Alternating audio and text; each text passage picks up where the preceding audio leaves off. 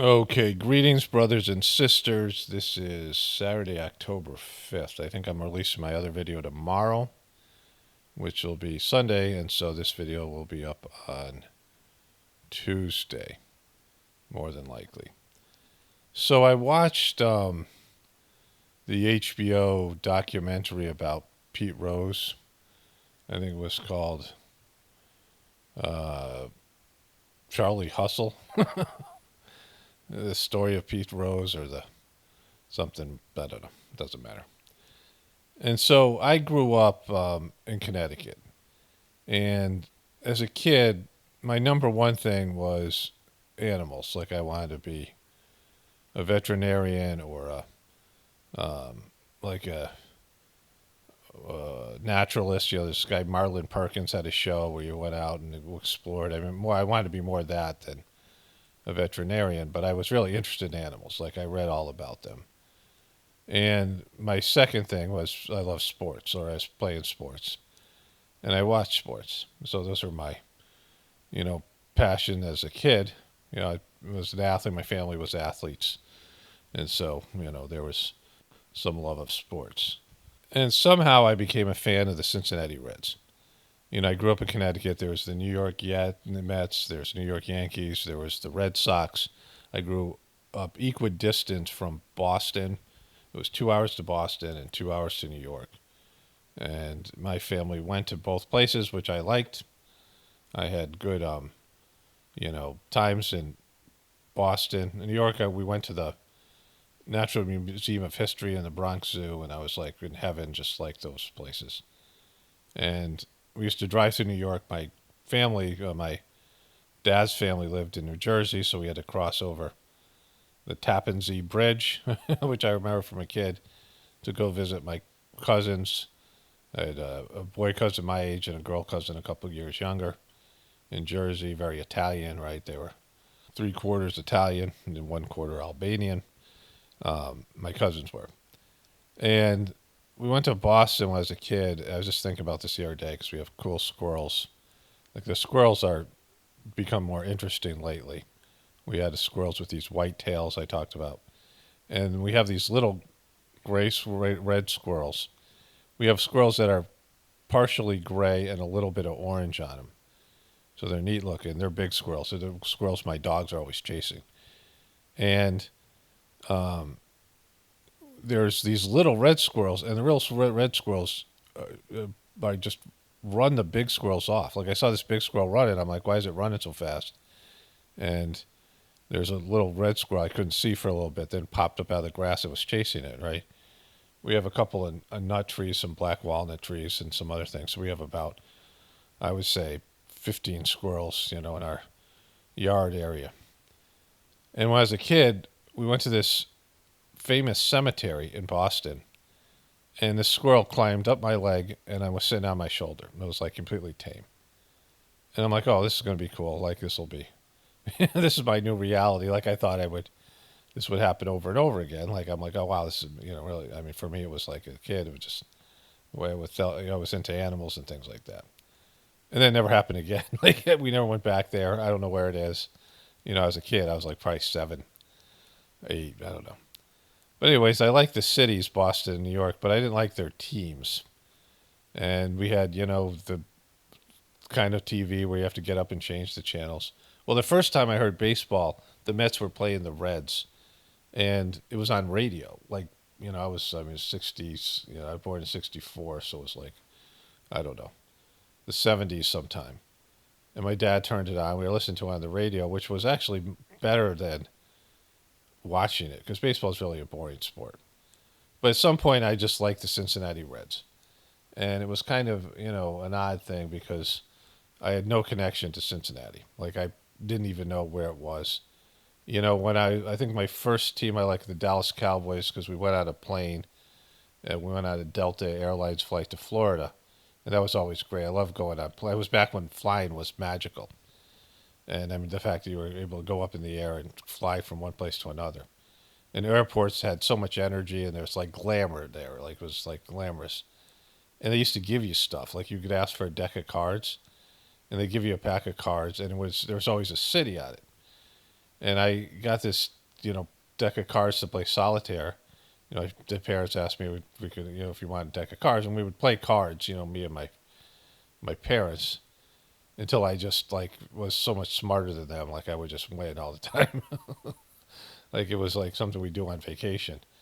But like I was just better than them at cards. Like they were annoying how long it would take them to make a decision. Right? It just like at some point I just like exceeded their abilities. But anyways, I asked for a deck of cards and it said Dallas, the city Dallas.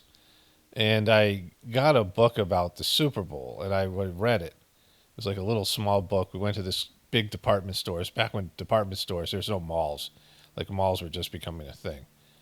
And it talked about all the Super Bowls, and there had only been a few of them. Like there, but when I got this book, and it talked about the various Super Bowls and who won them. Like the Green Bay Packers, I think won the first two, and somehow I, because of that deck of cards, I like the Dallas Cowboys. They're on TV a lot. They played the Giants. They're part of that division. Back when they had Roger Starbuck, and they were like, they won football games. But some point after that, I like the Cincinnati Reds, and Cincinnati Reds were like the best team.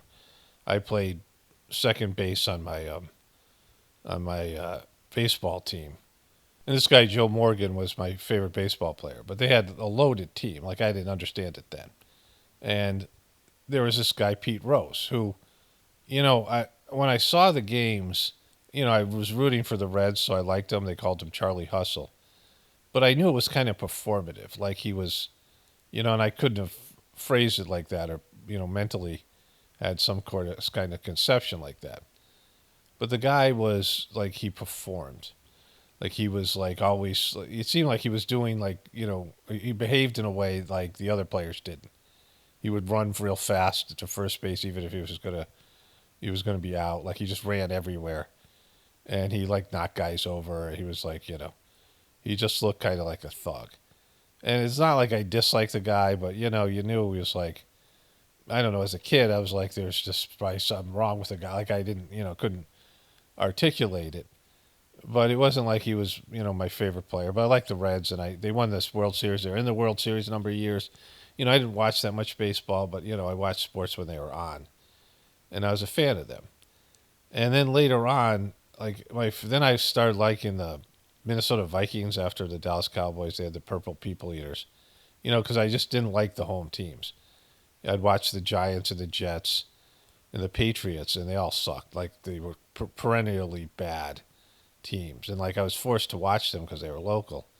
And I always liked these other teams. Like it was just, how I was as a kid, and I would become fans of a team for whatever reason, like like some the style of play they did or something. Like I don't even know the logo. And because I liked the Cincinnati Reds, eventually I liked the Bengals for a bit. Like they were my favorite football team for a while. I remember watching them in a playoff game with my grandfather who was in Florida, and he liked the Dolphins because he was in Boca Raton. And he was like, telling me that the Bengals would be a great team. He was like, they just need a little experience because the Dolphins won. That was the year the Dolphins went undefeated, and they one of those years the Dolphins won the Super Bowl a couple of times. But like I didn't care about. I was in Florida, and there's chameleons outside, and like I had mild interest in it, right? But I'd watch the Cincinnati Reds, and so it was interesting to me to watch Pete Rose because I kind of heard about the scandal, and probably when I was about 12 or so, I never watched baseball. Like it just was boring sport. It was my least favorite sport to play. I played Little League, and it just, it's so slow, and there's so much time out for very little action, right? There's less action in baseball than there is even in golf, right? There's just so much time out. Like, you get to hit a baseball, like in a game, 4 times, maybe 5 times, 5 at-bats. You sit in the field forever. The ball may almost never, like, comes to you. It's just whatever. So I'm just not a fan of it. I played some softball, but, occasionally. But it was my least favorite sport. And so I kind of lost interest, but I knew of Pete Rose's scandals, some of them. And I didn't know like who he was as a person. It was kind of interesting because he was born in Cincinnati. And I for whatever reason, like I had these teams that I liked in my my youth, the Bengals and the the Reds, and that kind of faded for me. Like I'm not, a regional person. Like I don't stick with some team or whatever. I'm not like some big fan of a franchise, right? Because even the ownership changes, and nobody's really fans of owners. Like like it's so the players change, and it is what it is, right? Anyways, so in the past years, I have my wife and I will drive through Cincinnati area. We'll drive by Cincinnati. One time we were rerouted through Cincinnati, and a lot of part of the city is like run down. Like I never, I knew this place called Three Rivers Stadium where they played their, the games there or whatever. But it's where my daughter would eventually commit suicide, and so I have a connection with it. She dated some guy who my son, who lives with me now, is friends with, so he goes there occasionally. So there's a connection with Cincinnati that like I never had been there or knew about it till I was in my 50s, and then all of a sudden it's a place where I drive through, right? And I've been watching these documentaries that are like my life passing before my eyes, things that I knew about, especially sports things that now have like a different meaning for me. And so I had been looking for these preceptor books for the Sajmark meditation. They were kind of important, and there's a whole thing there, and I'm going to cover that more extensively in the Journey series. And I found them after like a long, it was a whole thing. And I'll describe that process at the end of my next Journey series, which will be, I guess 158. And when I was searching for it, I realized that at some point I had copied audio cassettes to CD. And I was wondering if I still had the raw video files on an old computer I had. And I looked at that computer, I couldn't find it. It was hard to search. These older, is a different, I've converted now to Apple, so it's like I got to go back and, work with an old Microsoft computer. And I knew I had a external hard drive, which I had been meaning to look at. And I was looking for the old files, and I found some off of one of my old computers. I mean, I have no memory on how I saved these things. It took me for a while, but I'm pretty sure that there's no audio file. Like, I don't think I had some kind of device that would convert audio cassettes to digital format, and I burned them right to CDs, right? So, like, it's like that's how long ago that happened. Like, I don't have a CD burner since I don't know when, right? I don't, DVD, CD burner, like everything's now digital. But anyways, like I don't have those audio cassettes, which kind of was a bummer because I had listened to them so much. I had a 4-hour commute when I got back from India my first time when I lived in New Mexico, right? And so I saw there were some files of like videos I had taken of my kids. And I watched a few videos when they were young, and it's just the way my family has gone, my kids and my relationship with them, and like back then we had a great relationship. My kid was toddlers. It was kind of the peak of our family.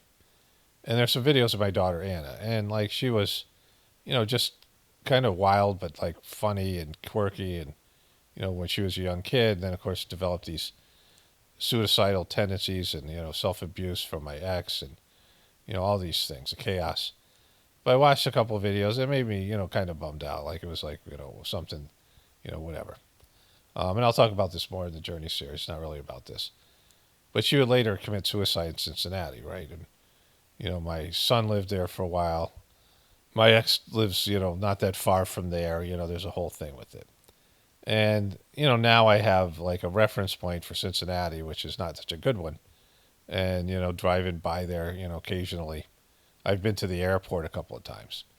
And so it's, like I have some idea of what Cincinnati is as a city. I know where it's located. It's like on the Kentucky border. And like, there's Louisville. It's like a part of it. Like it's like, people who are fans of the Bengals and the Reds are often people that live in the Kentucky area, that area where the Kentucky Derby is, because that's part of like Pete Rose's like betting issues. But this story about Pete Rose was kind of fascinating in a different way because he grew up like a tough kind of kid, and from this impoverished area. His dad was a good athlete, and his dad, he loved his dad, but his dad was kind of a tough guy, right? Um, and Pete Rose was like the epitome of like this tough, hard nosed, like blue collar working white guy. Charlie Hustle they called him, and the nickname Charlie Hustle came from like these DiMaggio or some of these like old school players that saw the rookie Pete Rose running around hustling like more than he should, like for some fly ball or something. They were like, hey, look at Charlie Hustle out there, like they were mocking him. But Pete Rose took it like as a badge of honor. He had a different story, and so that was his nickname. Became kind of a positive thing for him, right? And he represented like the working class underdog, who through gritty determination would just hustle, like someone's a real dog, someone who's dogged effort. And my brother was like that. My older brother was a great athlete, but he's small. My brother, was like 5'9", 5'10", 5'9" and a half, something.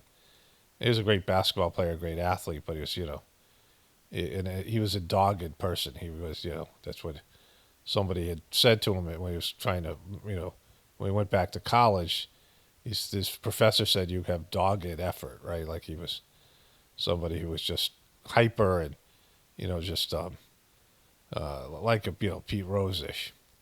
So they intertwined some of the Cincinnati Reds games and their story of how they won a number of World Series and they had the best team in the world. People said that maybe the best team ever assembled. Like they had Ken Griffey's father, and they had this guy George Foster, who I forgot about these guys, and some of these other iconic players, right? And I was watching them. Joe Morgan wasn't a part of it till the end. Apparently, his Pete Rose and him were best friends, but like Pete Rose was one of these people who constantly was like fuck it up. Like he was the classic screw up. Like he was a winner. Like he was, somebody who really enjoyed winning, but he gambled, which is, when you gamble, you're purposefully choosing to do something to lose because the odds are not in your favor, right? Like if you gamble, you're eventually going to lose money. It's just like handing money away to scumbag people who usually have some sort of connection to like organized crime. Of course, now it isn't as big of a thing. So Pete Rose got caught gambling, but he didn't drink, and so he didn't. He wasn't involved in any of these types of behaviors. Of course, he didn't do steroids. At least I don't know if he did because he had this kid that he started to mentor who ended up doing steroids, and he had a connection to that gym, which he lied about. So Pete Rose, but he had a gambling addiction. He obviously somebody who, like my brother, is somebody who just can't settle down, right? They have to be in motion at all time. Like they don't do well. My brother, started doing the meditation that I do, but he never liked it. Like he hated it. And there's one time I was watching him.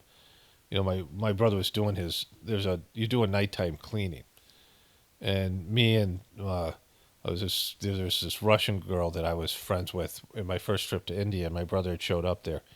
He's sitting on a park bench, and we walked by my brother, and he was doing this cleaning, and he had this strained look. You're supposed to relax. There there shouldn't be a strain on your face, but I could tell that he struggled closing his eyes and looking inside. And lots of people who meditate, they can't do it because when they close their eyes, they're completely restless, and they can't go inside and connect to what's in. And oftentimes people who don't want to face themselves, and I could see this was Pete Rose, right? Someone who was he was Charlie Hustle. He was kind of thuggish. He looked like a thug, kind of lowbrow and crass and things like this. But I guess he was engaging and he was interesting in the interviews, but he just couldn't help himself, right? And so in the beginning he denied any kind of gambling problem and betting on sports at all. But everyone knew he bet. Like everyone knew in the clubhouse. He would talk about it. He went to the racetracks with announcers and reporters. Like everyone knew he was a gambler. Like he was into gambling because lots of people gambled. And of course now gambling has been there's gambling in sports is now open. There's an open relationship. And, and I don't know when it was, but 5, 6 years ago, I was looking into this thing, and it was, well known that football was a $20 billion industry, which is a lot of money, right? And gambling was an 80 billion. The gambling on football was $80 billion, or even like 90 billion. So it was 4 times the industry. Like the gambling was so much more profitable. And now they have openly linked these. They have team in Las Vegas now, a football team. I mean, they would never have that before, but now it's like there's this open link. But Pete Rose had this gambling issue. At first, he said he didn't gamble. And then he said, well, I gambled, but I didn't bet on baseball. And then after a long period of time, he finally admitted that he bet on baseball. But the way he did it, and, all these things that surrounded it, because he was with these scumbag people. And, baseball knew about it. Like, he wasn't hiding it, right? Like, it wasn't something that was, like, no, the people around him were like, oh my God, he bet on, like, everyone knew that he was, like, sort of a degenerate, right? Like, he was this degenerate person.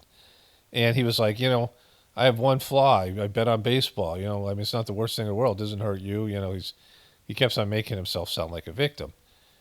But as the show went on, there was a time where he was on Fox News, Fox Sports, and like he was kind of funny. He was maybe like a Charles Barkley. He was this kind of person that joked around with his teammates. They had these things where his teammates and him would, he was being roasted by his teammates, and he was one of those kind of guys, right? And he was good on Fox. I didn't even know this happened because I wasn't watching baseball. And this is back in 2022, and a couple of things happened. Like the first thing was some guy who did the investigation came out and said that he was, involved with scumbags, and he was like trafficking underage girls, like to make it like sort of about all the things that we see now in the truth community. And he sues the guy because the guy says he's with underage girls. He comes out with his lies. He traveled with his wife, and then this woman comes out and signs an affidavit that she had a relationship when he was in his 20s, and she was like 14, 15 years old. Like he's sleeping with an underage girl. And so then he comes out and says, well, he didn't sleep with her until she was 16, which was legal. And he kind of defends it, and he says, I don't remember that. I didn't sleep with any girl that was under 18. He's cheating on his wife, and he's got these girls. So like now I'm like, well, it isn't just about betting on baseball. You were like a pedo, right? Like you're, and this was maybe different times, but he was a guy in his 20s, a famous baseball player, and he openly admits to dating a 16-year-old. But there are two things going on here because what he did, I mean, this the rumors aside from the underage girls, we know for a fact that he dated a girl that was 16, but that he was legal, which is, one thing it's legal, but another thing it's just scummy, right? Like she's a girl in high school. He's a 25-year-old. He was the most famous baseball player. He won the MVP of the league. He won the MVP of the World Series. He was like, one of the top guys who was a commercial guy. People liked his grittiness, right? His, tough guy thing. And he was an icon in the city of Cincinnati because he represented the people there, because he came from there, right? And so there's him being kind of a scumbag. But then there's the moral degradation where sports betting is now a big part of betting, and all these other things are going on. We know that these other athletes and other people, rich people, are into, right? Like we know Pete Rose isn't the only person that does these things, just like P. Diddy. That there's there's people who are engaged with these kind of behaviors, and certainly gambling. All these athletes gambled, and it was just a part of their culture. But for whatever reason, they fingered Pete Rose. And, I watched this other an hour-long documentary about Randy Moss called Rand University. And what that was, he came from an unincorporated town in West Virginia. And you drive through, there's places I've driven through in this country. I guess it's called the east side of Cincinnati, where you're like, holy shit, right? It's just broken down and just depressing. I drove through like I think it was a Navajo reservation area where you could just feel the like depression and the just hopelessness in the area. And I always think about West Virginia, beautiful state. These, every state in America has beauty to it, right? But there are parts that just don't. There's a place called the Bistye that I saw um, like some sort of a documentary when I lived in New Mexico. I was married and my kids were young, and I wanted to go there because they had these these structures made out of clay and these things that stand out, like these, I forget what they call them. I'm looking at it right now. This time means Badlands, which I know from Navajo. So it means Badlands. No one went there. Time and natural elements have etched a fantasy world of strange rock formations made of interbeaded sandstone, shale, mudstone, coal, and silt. And unlike some of the places in Utah and Arizona, even Vegas area, those places, and places in New Mexico as well, that there's red rock because it's the whatever metal, it's oxidized, there's metal. You would see this in other places, just that there's trees covering up the mountains, but these mountains change colors, and the red is the big color, but there's all these other colors. And when you go to these places, it's amazing. I've lived in these various places, right? But the Bistye, it's gray. These rock formations are gray. And we signed in, and the last person had been there. Like, there's a book you sign in if you go there. There's nobody there. There's just like a little booth. And I don't know what it's like now. But when we went there, there was no life. There was I saw one fly, and it's the most depressed place I've ever been. And it's really neat looking. I mean, it's, these structures. It looks like there's the old Yes album covers with these giant mushrooms, the band Yes.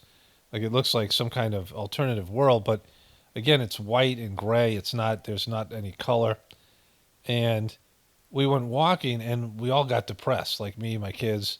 And we were all like, oh my God, we got to get out of here. And there's just lifeless. I don't know if an atomic bomb went off there or something horrible happened, but it's rightfully named the Badlands. It just has a spiritual condition. And you can, sense these things. Since I've been doing the meditation I do for years, you become more sensitive. You just do from doing the Sage marks system energetically. And I can go to places and you can feel the condition of the place itself. And, I've talked about this, and, there's places that are just depressed, and, they're just a real bummer to be around. And Rand University, in an unincorporated town in West Virginia, was a town like that, like a hopeless place, like a little ghetto in the middle of some rural area. And that's where Randy Moss grew up. There was the meaning it was unincorporated meant that there was no local government. Like, they didn't have like a town hall or mayor. It's just a place they call a town, but doesn't have any real structure. There's no resources. It's an impoverished place. And Randy Moss was a freak of an athlete, right? They show him in high school. He was 6'4", and then he was maybe the fastest guy in the NFL when he played pro football. And he's just running through these high school players like they're nothing, right? And people recognized him as maybe one of the top athlete, the top recruit in his class. But he went to a high school where there was a small amount of black, kids going to school there, and there was a lot of racism. There was a lot of prejudice, and him and a buddy beat up a white kid who wrote, oh, all N words must die, right? Like on his desk, and he was sitting across from this black kid, and the black kid said, Randy, I'm gonna go beat this kid up, and Randy sort of helped him, and it was really the other kid, according to Randy's story, that did the damage. But this kid lost his spleen. It was a whole thing. And so Randy was, sort of disgraced nationally because he was a nationally known athlete in high school. And he got probation, but then he got caught smoking pot. And so he was considered a troubled kid. And, kids get into fights, right? And so that's something that happens, especially in an area like that. But the smoking pot thing, they made it into some epic, he was a problem kid, right? And he ended up going into solitary confinement for 6 months when he was in high school. I mean, it was a brutal story. And he was dropped by Florida State. He was going to go to Florida State. I guess he had gone there It was a year after he graduated high school when he got busted. And he ended up going to Marshall. Well, part of the reason, too, is they wanted him to go to West Virginia, but he wanted to get out of that fucking place because, it was West Virginia. And so they wanted him to go to the big university there, and he didn't. So they, like, threw the book at him, right? It was a whole thing, and it was racial, and it was all these other things. He had fathered a kid with a white girl, like this is just this stuff. And this thing called Rand University, there were all these great athletes that lived in this small area of 2,000 people, and one of them was Jason Williams. I think they call him White Chocolate. He's a white basketball player who played like a Harlem Globetrotter, right? He was, he played in the NBA. They were on the same basketball team, but there was all these other athletes there that just would fuck it up, and they wouldn't go to college. They would screw something up, and they would hang out by some convenience store that they called Rand University and drink like freaking, tall boy beers and hang out in the parking lot like the classic kind of, loser thing, right? Even though they had once been great, now they're just in what they called Rand University.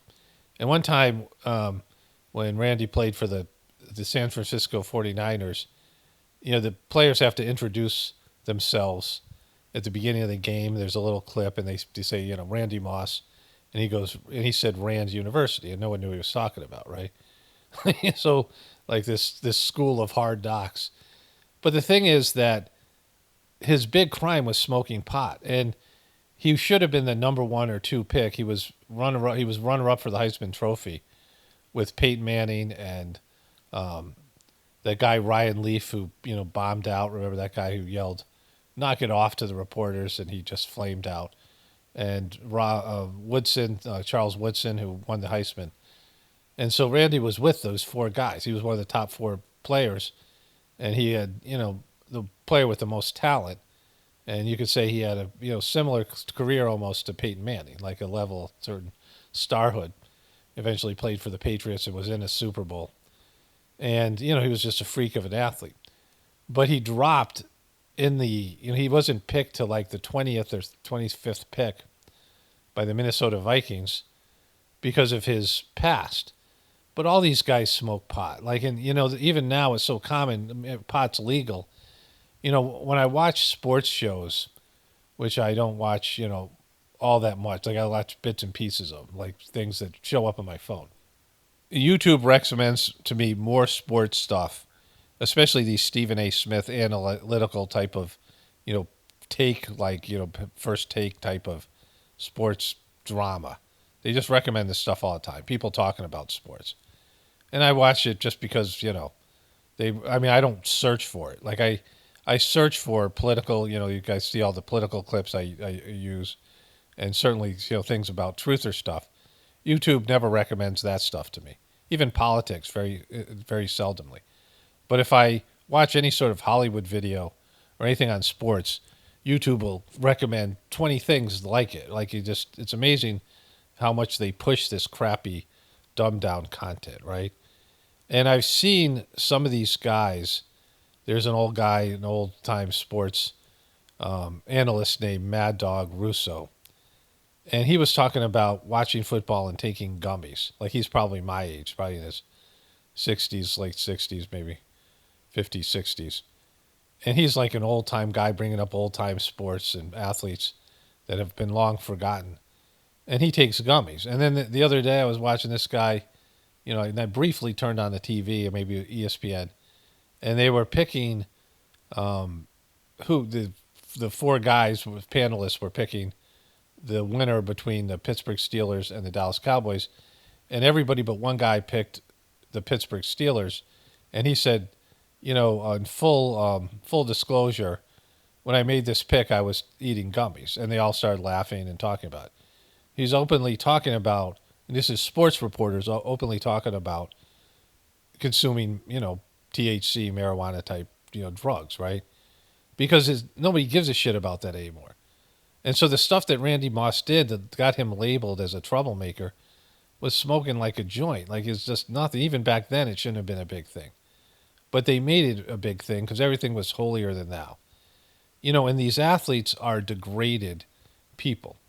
I did this when I went to graduate school. My first class was creativity and madness. And it was an introduction to deviant psychology. But it talked about, the theory was that all these great artists and people who were great at creative expression, Kanye West is a good example of this, are also fucking crazy.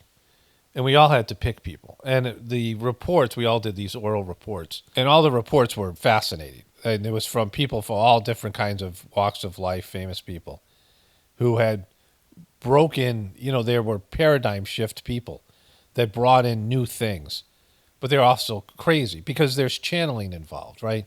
Anybody who's an inventor, Nikola Tesla was an open channeler. He received information from, beyond the physical plane of existence, right? And, it's said in the Whispers of the Brighter World messages, which is about channeling, that any real great works, every great book, every, great idea comes from people who, people like Einstein and all these, scientists and all these things, inventions, come from this etheric process.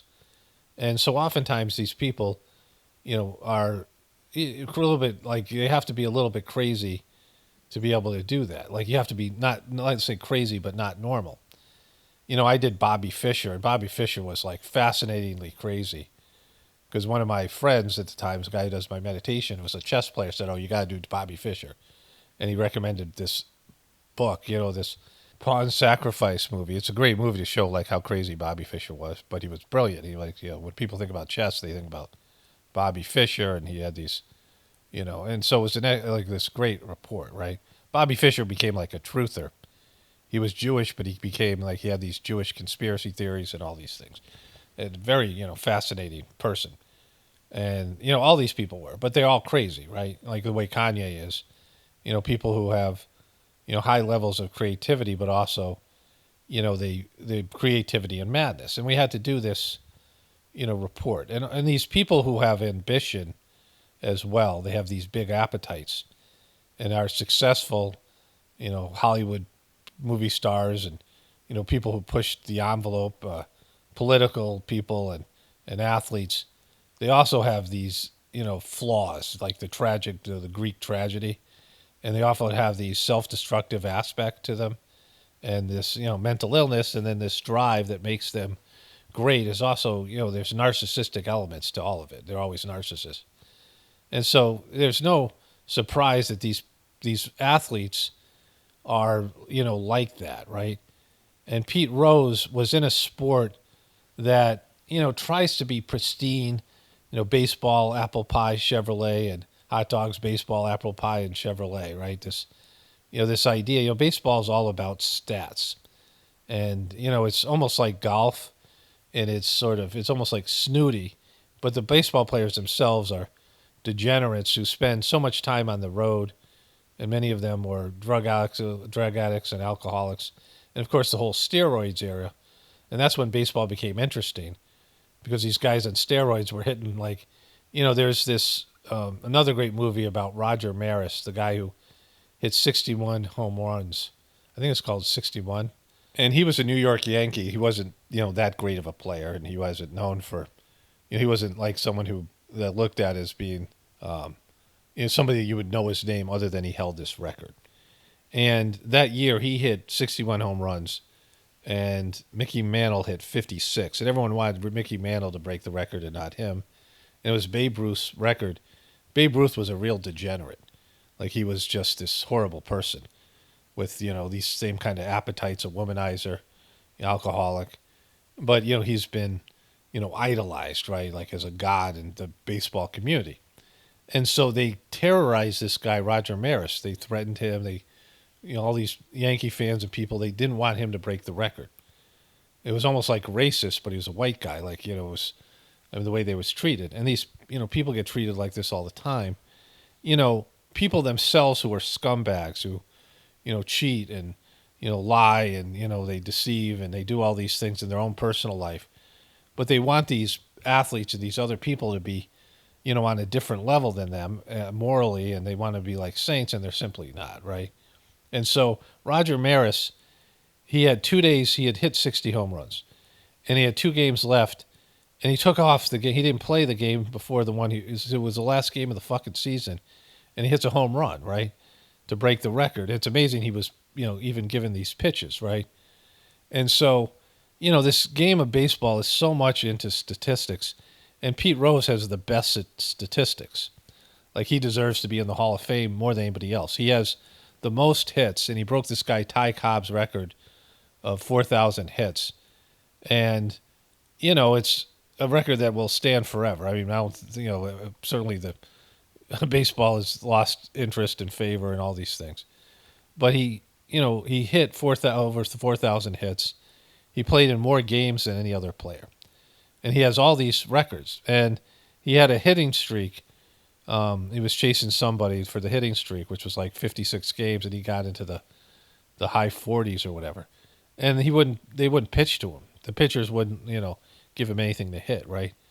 And because it was, they didn't want, so it was like that kind of shit. And, he still broke all these records. Pete Rose is in the record books for all these different things. He's maybe, the greatest baseball player that ever lived, according to the statistics, right? But baseball has this pristine view of itself, but there's scumbaggery all around it. And the guys who were punishing Pete Rose, they look like thugs, like mafia thugs and criminals. Some of these commissioners, these guys who run sports. I mean, the Olympic Committee and FEMA, they're just known to be scumbags, and they're always inserting themselves where they don't belong, right? And so they decide to, finger Pete Rose for being a piece of shit when, they're all pieces of shit, right? Like, they could take any player and totally degrade them. Michael Jordan had a gambling problem, and he had a competition problem, and they did never make it a big deal because he was such a big business draw, and so they overlook these things. They overlook this stuff with Babe Ruth. But Pete Rose, whatever he did to, it's just like these guys like that get fingered for stuff that everyone else is doing, right? Like they're Donald Trump. Like Donald Trump, they're all scumbags. But Donald Trump is just, and some of it is self-inflicted, like with Trump. Like Pete Rose, it was self-inflicted, right? And we'll come back to this, him self-inflicting in a moment. But I want to, talk about the way that sports is going. And so there's a basketball analyst named Zach Lowe, and he was just fired. And from ESPN. Now, ESPN has cut ties with all the smart people that are good journalists and are thoughtful and have something, more profound to say about these types of things. Like Zach Lowe was somebody who was interesting to listen to. And there's this guy, Bill Simmons, who he was fired from ESPN some time ago. He's was a famous sports guy. And some other guy he was talking to, I don't know who it was. And I was outside, I was walking with my dogs, and I was listening to this. And they were talking about this like they were sports truthers, talking about the degradation of ESPN that doesn't seem to know what the fuck it's doing. ESPN's part of Disney. But they're firing all the smart people. This move towards idiocracy. And what they want is people will say controversial shit that looks good in a 30-second, 1-minute video, some hot take. Usually it's just full of shit, the Stephen A. Smith sort of, where people have these takes. Because people just want to hear bullshit, right? They just want to hear, like we see with the Cubies, the degradation of the truth community by Cubies who wanted sensationalistic titles and, things that, weren't true, but they didn't give a shit about that because they just want to believe it, and they want, they want just garbage, right? People want garbage. And ESPN is moving away from anything thoughtful, anything that's quality, and just, moving towards the degradation. Of course, now there's open use of drugs, Snoop Dogg and things talking about smoking pot with Anderson Cooper, who's drunk on New Year's Eve, news person. I showed you all these clips. Is there's a degradation and idiocracy that's set in that is just the stupidity of the whole thing. Because people have been stupid and degraded. Yet Pete Rose was being held to standards that no longer exist, right? Because there's all these scandals, cheating with steroids, and then, there was a scandal where the Houston Astros were caught using the screen in the the stadium to steal the pitching signals of the catcher, because if you know what kind of pitch they're going to throw, it's an advantage. Of course, all the stuff with Bill Belichick and the Patriots and Deflategate, there's been openly caught cheating because there's cheating in sports, right? And there's rigging of sports. And now there's the connection between big gambling and big gambling industry. So it's all degraded now. And so the degradation level of sports is caught up to Pete Rose, and yet they wouldn't reinstate the guy. And so Joe Morgan, Pete Rose's best friend, former teammate, ended up being the baseball player that was like in charge of, he had a seat on the board of the Hall of Fame, right? And Pete Rose deserves to be in the Hall of Fame because of his statistics. Like, he just should be in there. They should put some kind of an explanation that he was this person, right? Who was, a great baseball player, Charlie Hustle, guy who, played harder than anybody, but also partied hard and, at least gambled hard. And he lived this sort of contradictory life, right? You just put that because it's what happened. And he had received a lifetime ban, but it was told to him if he accepted the ban that they would reverse it after some period of time. But they never did, and partly because stories about the guy just kept on getting worse, right? So Joe Morgan lobbied for Pete Rose over and over again. And people said, Pete, you never have a better friend than Joe Morgan. And Joe Morgan dies, and Pete Rose doesn't go to his funeral. And he shows up they have a memorial for him at the park, but he's not with the family and the other players. And, he does like dumb shit like all the time. And then doesn't explain it. Like, he lies about this stuff, right? And, so he started to gain favor, and it looked like they might reinstate him. And he had played for the Philadelphia Phillies, and he helped them win their first World Series. And you know how the Philadelphia fans are. They love the guy because he's like one of those hard-nosed, fucking grind, dogs that it just represents Philadelphia the same way he represented Cincinnati, right? And he goes they let him go to the ballpark and be a part of the celebration. Like, baseball gives him an exception. And he goes there, and it's like 2022, and he's on Fox News now as an analyst, Fox Baseball. And they love the guy because he's funny, he's like a Charles Barkley, he's a character, right?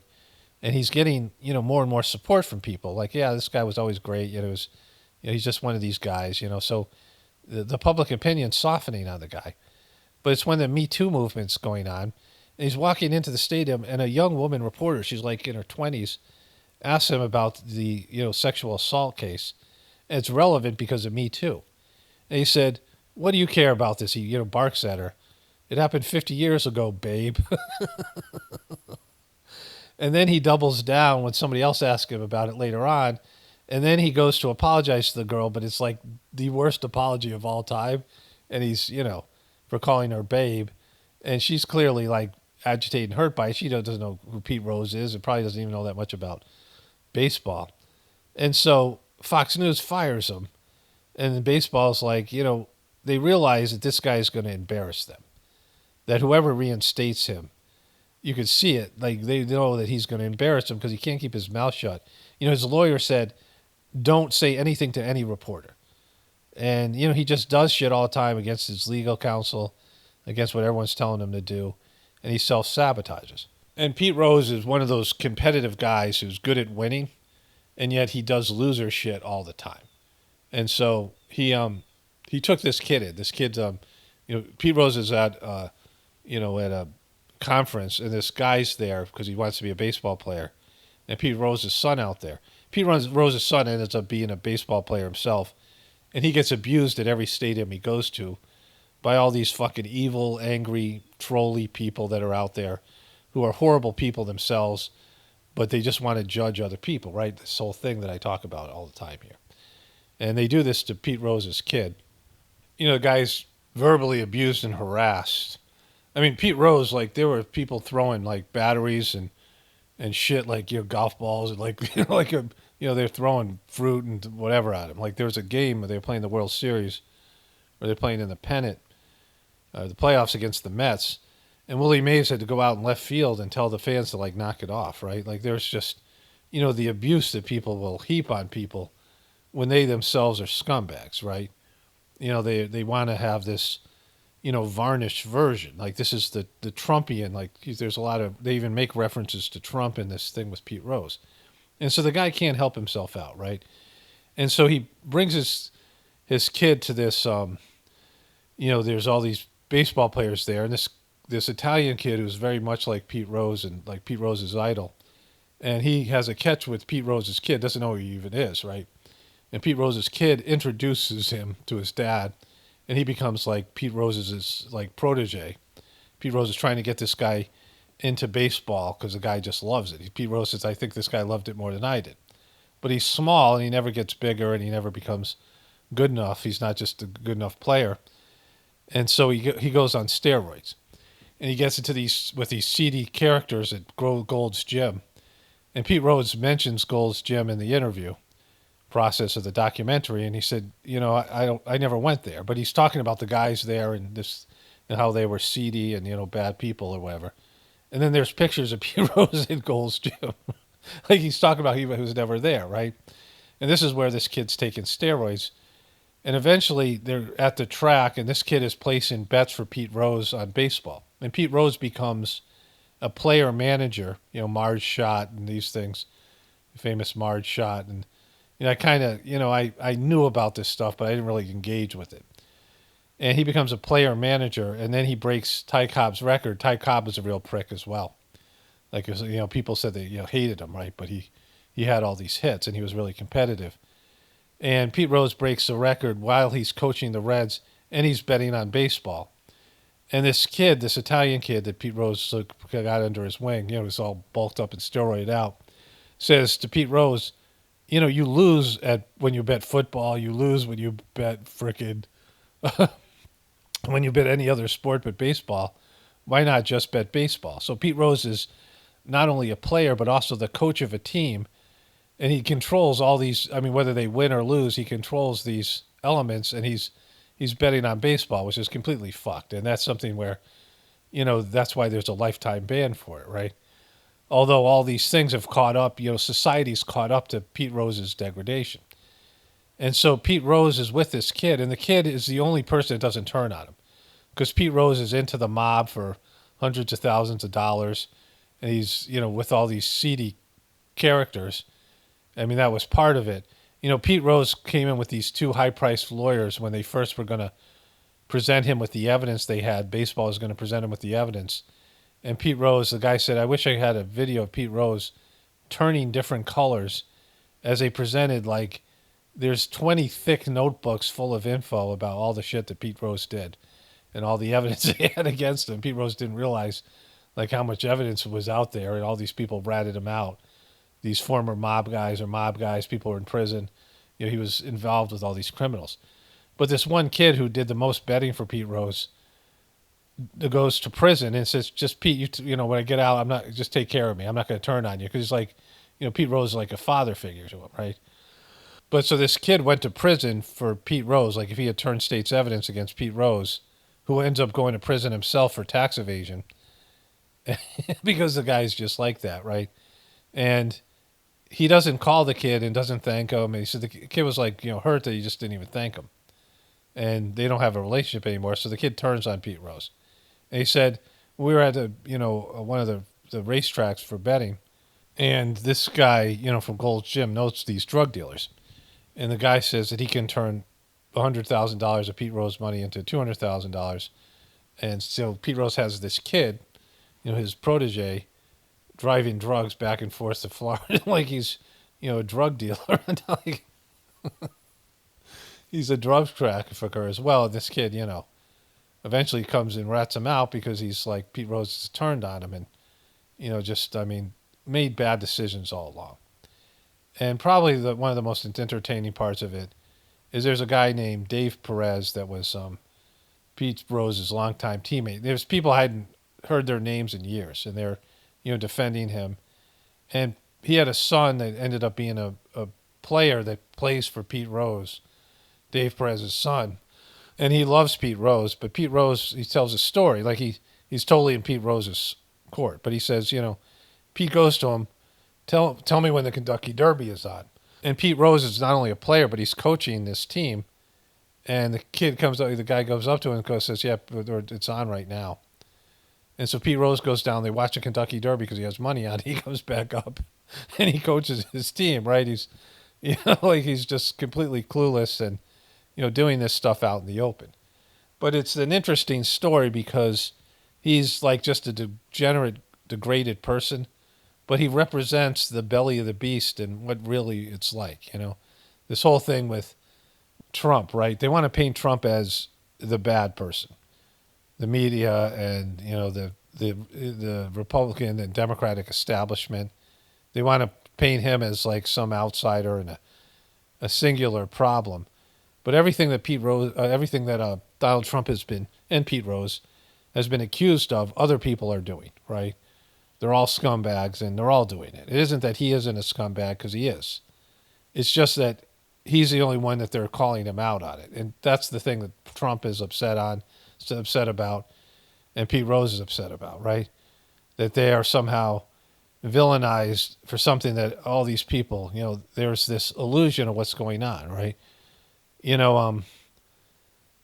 Kamala Harris got to where she is because she serviced a guy who's 32 years older than she is, 31 years older than she is. And he was a powerful person, and he gave her a jump start to her career. And that's why I call her Kamala Knee Pads Harris, right? She, I mean, she got down on her knees and she served somebody with power in a completely sexually abusive relationship where she's not a minor, but she's a 29-year-old woman being taken advantage of, or she's taken, they're both using each other. A 60-year-old guy, right? There's just a level of scumbaggery there, a level of moral depravity. And that's what America is. Like, you want to get somewhere, that's what you got to do. You can succeed, but you have to, kiss the ring of somebody with power to get where you want to go, right? If you want to be, wealthy, these kind of wealthy, generational wealth, millions and millions of dollars, there's just a game you have to play. People you have to pay off, criminals, legal criminals that you have to deal with. It's just a whole thing, right? Things that you have to do to your employees or things you have to do to your products, right? These scumbags on Shark Tank, right? There's a great Shark Tank episode where, early on, that guy Damon is maybe battling with Mr. Wonderful or one of these people, right? And they were talking about where they're going to get their money.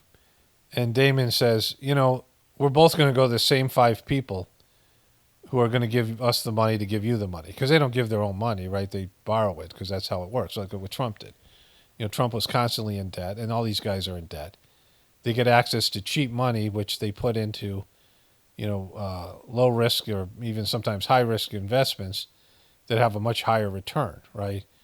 And so they borrow money, and they, when they have whatever the interest is, and the return on the money that they borrow is supposed to be higher than the interest. And if it isn't, then somebody else, the bank that whatever, they default, or in some cases, or they have other businesses that are more successful. But that's how it works, and there's just levels of scumbaggery, because our system, with all the ways that you hear how great America is and all the patriotic bullshit, is just a criminal organization, right? America is a criminal fucking organization. And all these successful businesses throughout are riddled with deviant behavior and low-level shit because people like to do drugs and, go with prostitutes or, have cheat on their spouses and, get into deviant sexual behaviors, and they like to gamble and all these things, right? Degenerate low behaviors. They like to hurt other people. They all have these, I just recently saw bits and pieces of The Wolf of Wall Street, like a prime example of this. People who make a lot of money, they get into degenerate behaviors. People who are, billionaires and, hundreds of millions of dollars in these things. As you become more and more successful financially, these tendencies come out of you. People who are put in positions of power as priests and other things, these deviant tendencies come out. People who are, rise to high levels of spirituality. All of a sudden, these, they're saintly people who loved God and they worked for God, but then they start being, worshipped, and they start having, their egos start to, I mean, these hidden tendencies come out, right, from past lives or whatever it is. And it's an unfortunate characteristic of human beings that, even the people that aspire to be spiritual and great people have this tendency to be degraded. It happened with the heartfulness meditation with this guy Daji, right, who was a good abhyasi, a good practitioner of the system, and now he's a scumbag, cult leader, dumbass, wannabe cult leader, right? Like, this is what happens to people. It's a real tragedy. Human beings, like, all these spiritual people who fall, and then the people who just rise up to high levels in society end up being more and more degenerate. The more power and money they get, the more influence they get, the more degenerate they become, right? And that's the truth. Like, pretending that doesn't exist and, blaming Trump or blaming Pete Rose or, they're the underbelly of the beast. Like, they're what, they're the true people behind the veneer of superstardom and these other things. So, Pete Rose should totally be in the Hall of Fame. They should just be celebrated for being the piece of shit that he is. Like, he's a total piece of shit, right? And so, but, he's an American. Like, he's an American sports hero. And he's the truth, right? This is the truth. Anyways, let's get into the other stuff here. I just want to say one more thing here. It's called Pete Rose. It's called Charlie Hustle and the Matter of Pete Rose. And it's kind of a fair documentary. There's a moment in the documentary where the guy asks him, like, kind of a gotcha question where the guy knows the answer and Pete Rose is lying to him. And Pete Rose says, what kind of documentary is this, right? Like, are you going to fuck me, but he's already, he's already given hours of interviews and he's already talked and he just won't keep his mouth shut, right? But the other piece to this is, like I said, there's all these things coming out. Of course, documentaries are a big part of everything. And I've just started to watch these. But it's almost like, for me, my life is flashing before my eyes. Because I have no connection to, the Cincinnati Reds or Major League Baseball or Pete Rose. I mean, I haven't thought about this stuff in years. I was a little kid when I was a fan, when Pete Rose was, doing what he was doing. And, like I said, I watched some of these games. I remember some of the games, some of the moments, but they're not, some of the things were like, oh, yeah, I remember that guy, right? I hadn't thought about these people in years, but I had some, recollection of it because I was, 7, 8, 9-year-old kid, these things. But I've been watching all this stuff, and it's like all the truth is coming out, not just in documentaries, but truther videos, and, it's just out there, right? And there's an immense amount of truth out there. As much as they want to suppress it or deny it, it's just there. It's like, the underbelly of the system is finally being exposed. And, you can see as much of it or as little of it, but it doesn't matter. It's, they can't suppress the truth. The dam is breaking and there's holes and the truth is gushing out all these various holes in the dam and there's no plug in the holes as much as they want to try. And so, and then it's almost like for people also, your life is passing before your eyes. Like these things that, were part of your upbringing, and we all had the official story. But these stories are so much more complex than people knew, and that is the time we live in, right? Like, it's a moment of truth. Anyways, let's get into the other stuff here. Okay, so I'm going to put together a puzzle here, and I'll supply the answer. The answer is easy to figure out. You'll probably figure it out on your own, but I'll supply it just in case. And I'm going to show you a bunch of different aspects to the puzzle, different pieces of the puzzle.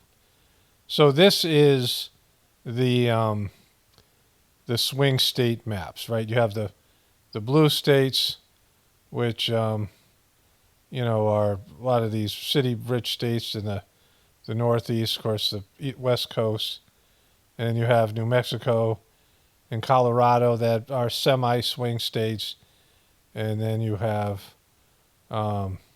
Arizona and Nevada, which are both going to go red because of the border issues.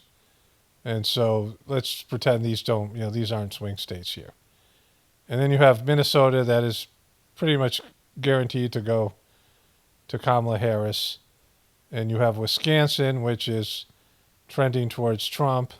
You have Michigan and Pennsylvania also trending towards Trump. And so Trump needs probably 2 out of the 3 of these states. And there's Virginia, which used to be a red state, it's now a blue state.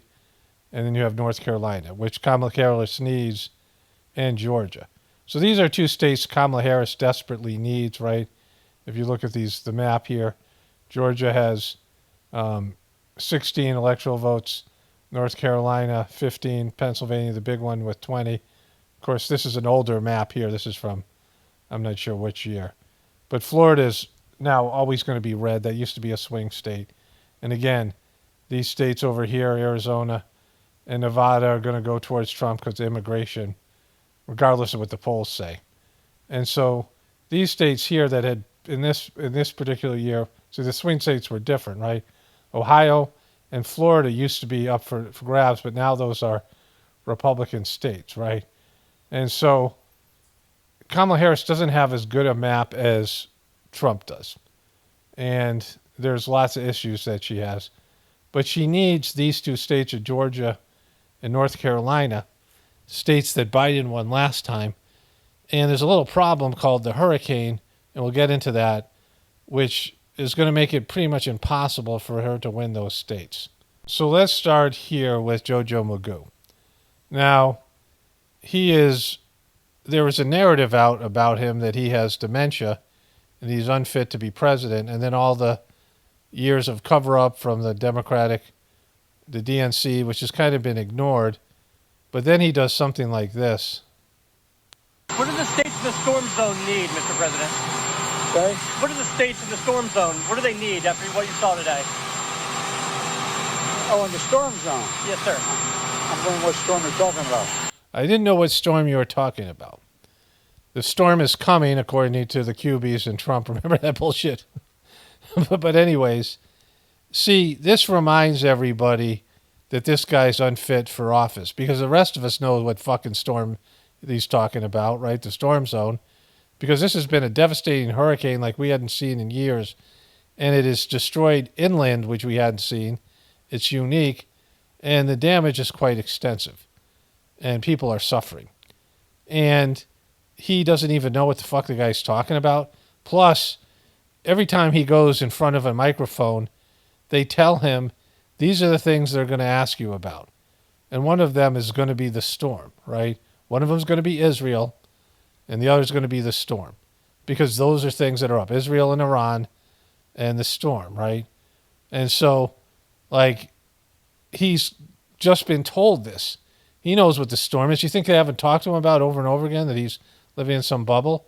That means he doesn't remember these important things that he's been told to remember 5 minutes before he came out, and the microphone was shoved in his face, right?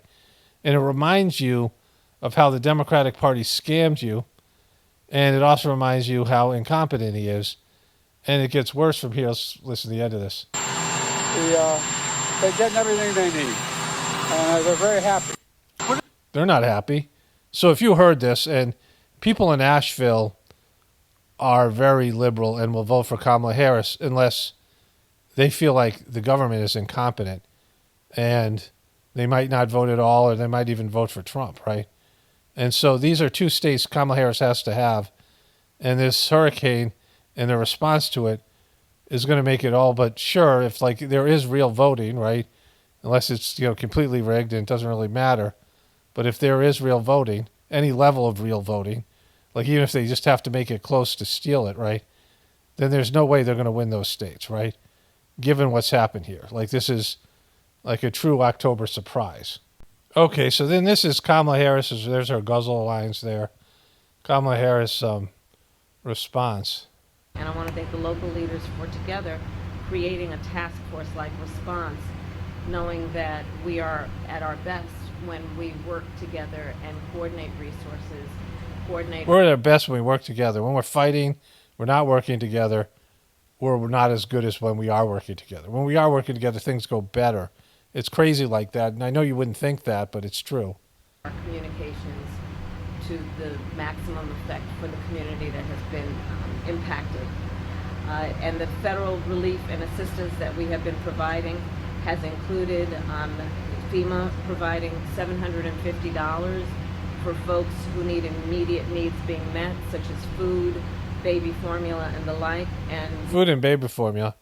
$750 for people who just lost their homes, have no electricity or internet. You have to register. You can't just like go to a FEMA office because they're not going into the areas that are tough to get into.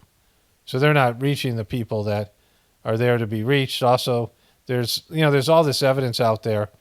I watched a video from somebody who, when I asked everybody, like people who I should advertise with, people that you thought were, that you also watched, and there was one truther in particular that stood out, a few different truthers that stood out, but that truther, doubled down and believed what Donald Trump did on the whole, the whole Ketchupgate, and was pushing the whole eating cats, dogs BS, right? So, whatever it is. So you got to take these truthers with a grain of salt. They're very biased, and a lot of them just get things wrong.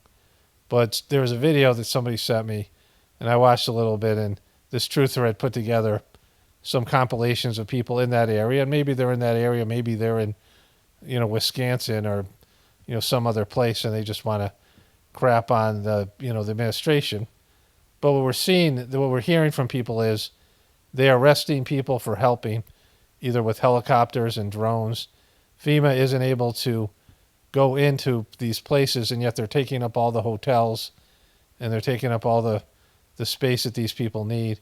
They're not doing any real service. Supplies and goods aren't coming in. They're not fixing things that need to be fixed. People are out of power. And $750 isn't going to do shit.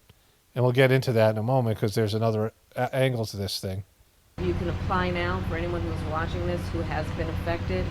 There are FEMA personnel who are going door to door to interact personally with folks, especially those who do not have electricity. But also that aid, if you have electricity, can be applied for online. And if they have internet online. Again, it's only $750. Like how far is that going to last them, right? Do that. FEMA will just basically verify your address, and then the process should take hold. FEMA is also providing tens of thousands more dollars for folks to help them be able to deal with home repair, to be able to cover a deductible when and if they have insurance, and also hotel costs. Today I'm also announcing that the President has approved the Governor's request for 100% federal reimbursement of local costs. Okay, so... And the process should take... Okay, so the issue here is, what is the mainstream concern about people who are sheeple in their orientation about Kamala Harris? What are some of the main concerns? One, she doesn't have experience. Two, she doesn't know how to handle a crisis. Three, that she completely botched the immigration czar. Like, what's their biggest concern? What's their worst issue? It's immigration, right? And that she didn't go down to the area. Now, she's in Augusta, Georgia, where I don't know how hard they were hit by the hurricane, but there's worse places. And Augusta is, where the Masters is. It's one of the richest areas in Georgia. And she's in a very rich area. She's not down where you would bring attention. The formula for this, what the formula is, right? The president goes down to these areas, and he's seen on the ground. Sometimes they show the president helping. They show the president being a part of, the whole, photo opportunities, right? Being with the people, talking to local residents and hearing about what's going on with them and getting a sense of how bad it is for the people itself, going in those areas. And there's no videos like that of her. And, that's a recipe to show, it's a formula they put out there to show that they're competent. Just like that bullshit thing I show you all the time where somebody passes out in the audience and they go through a series of, prepared lines and acting where they make it seem like they're in control of the situation, right? And this is a golden opportunity for her to show that she's presidential. She's there for you, all the things that she tries to sell herself. She's there to help people, and go down there and act like she's, she knows what she's doing and all these things. And sitting up here and talking about $750 and a bunch of things that aren't, what people are experiencing in that area, to have the guy that you have been saying is great behind closed doors and he's mentally competent, and you've been defending him, come out and say, what storm, right? Like, this is not a recipe for convincing people that you know what the fuck you're doing, right? And this is, again, a piece of the puzzle. So these are both pieces of the puzzle. And so there's another piece of the puzzle here. So this story came out, and it's been sort of debunked because no one would say this unless the person was completely an idiot. Feds say there's no money left to respond to hurricanes after FEMA spent $1.4 billion on immigrants. But people who are not getting helped, and Kamala Harris says FEMA's there helping people. And if she is, she is. And if they do get help, then they'll feel like, oh, she did a good job, right? I mean, it's going to be how their experience is. But if people feel like they're not helped, if they think it was a fail, if they think Joe Biden's and the federal government's response to this was a fail, how is she possibly going to win North Carolina? Asheville, like I said, if she's going to win North Carolina, she's got to churn out a lot of Democratic liberal vote in Asheville, and she's not going to get it if they're think that she's failed, right? And so people are very aware of various, giving money to Israel, giving money to the Ukraine, and giving money to immigrants. They're very aware of the immigrant problem. And if you don't compensate American citizens, if you don't help them in their time of need, and it appears that America doesn't have the money to do this, right? Because there's a separate story out there where truthers are saying they're trying to break America, which they may or may not be doing. I believe that that's completely possible. And they're trying to destroy America, and they're not helping people. And they want to do a land grab. They want to move people to FEMA camps. They want to, whatever it is, right? Like this idea that they are doing this on purpose. This is weather weapons and things. And so that narrative exists as well, more in the truth community. People like that aren't going to vote for either, certainly not going to vote for Kamala. People believe in that sort of thing. But both things can't be true. You can't believe that they're rigging the election for Kamala, and they're also breaking these areas that are, two of these states are swing states, right? You have two swing states that were heavily hit by the hurricane, and Kamala has to win, certainly one of those two states. North Carolina is a definite. She has to hold North Carolina, and it looks like she's probably going to lose Georgia. As much as there's a real election and there's real voting and voting matters, she can't possibly win these swing states, right? Because of the ways that she's performed now.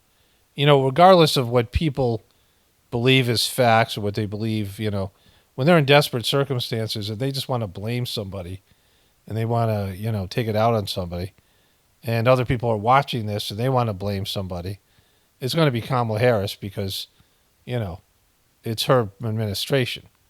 And so this is really bad for her. We'll come back to this at the end of this segment here. Okay, so this is another piece of the puzzle.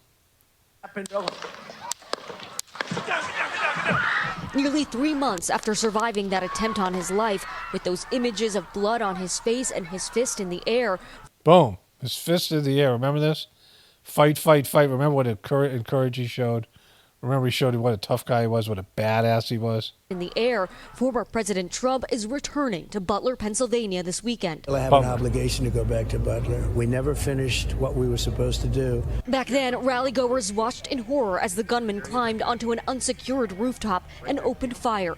A scathing Senate investigation later detailed massive security failures by the Secret Service. About 100 yards behind me is the building from where the gunman took shots at former President Trump. Last time around, people could get pretty close. It's Dasha Burns. Dasha Burns is reporting on the thing that happened in Butler. And so Trump's going back to this thing, and it's a piece of the puzzle. I don't think I'll cover this in this video, even though this video is going up, I think, on Monday. I might add I don't know how I'm going to do this. But I'll definitely cover this. I'll probably cover it in this video because this video is probably going up on Tuesday. And so I'll have time to put that together. We'll see what happens. But either way, this is, again, an important piece. To Mr. Trump from outside the rally perimeter. This time around, we can't get anywhere near the area. In fact, they're even putting up, you can see these shipping containers that are blocking line of sight from outside the rally perimeter. Boom, they're really getting it done here. The Secret Service telling NBC News they've made comprehensive changes and enhancements and that the former president is receiving heightened protection. Yeah, that's not going to happen again. Not there, at least. So first there's that. So then there's this.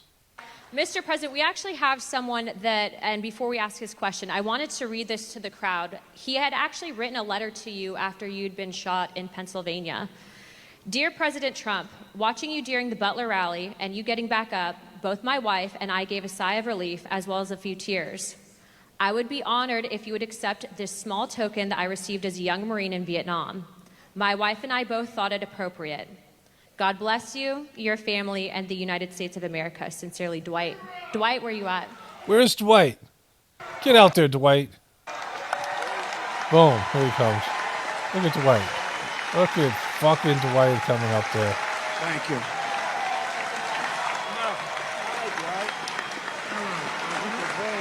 Whoa.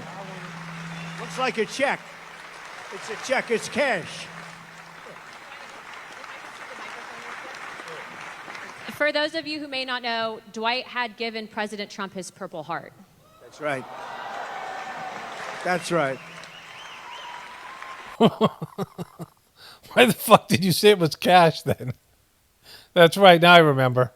It's not cash or check. Get out of here, Dwight. I lost that fucking thing. Fell out of my pocket. Sorry, Dwight. I couldn't think anybody more deserving of the Purple Heart. Thank you very much. If you took it, you laid down there, you got back up, and the first words out of your mouth was fight, fight, fight. Yeah, fight, fight, fight. Fight, fight, fight, fight, fight, fight, fight, fight, fight, fight, fight.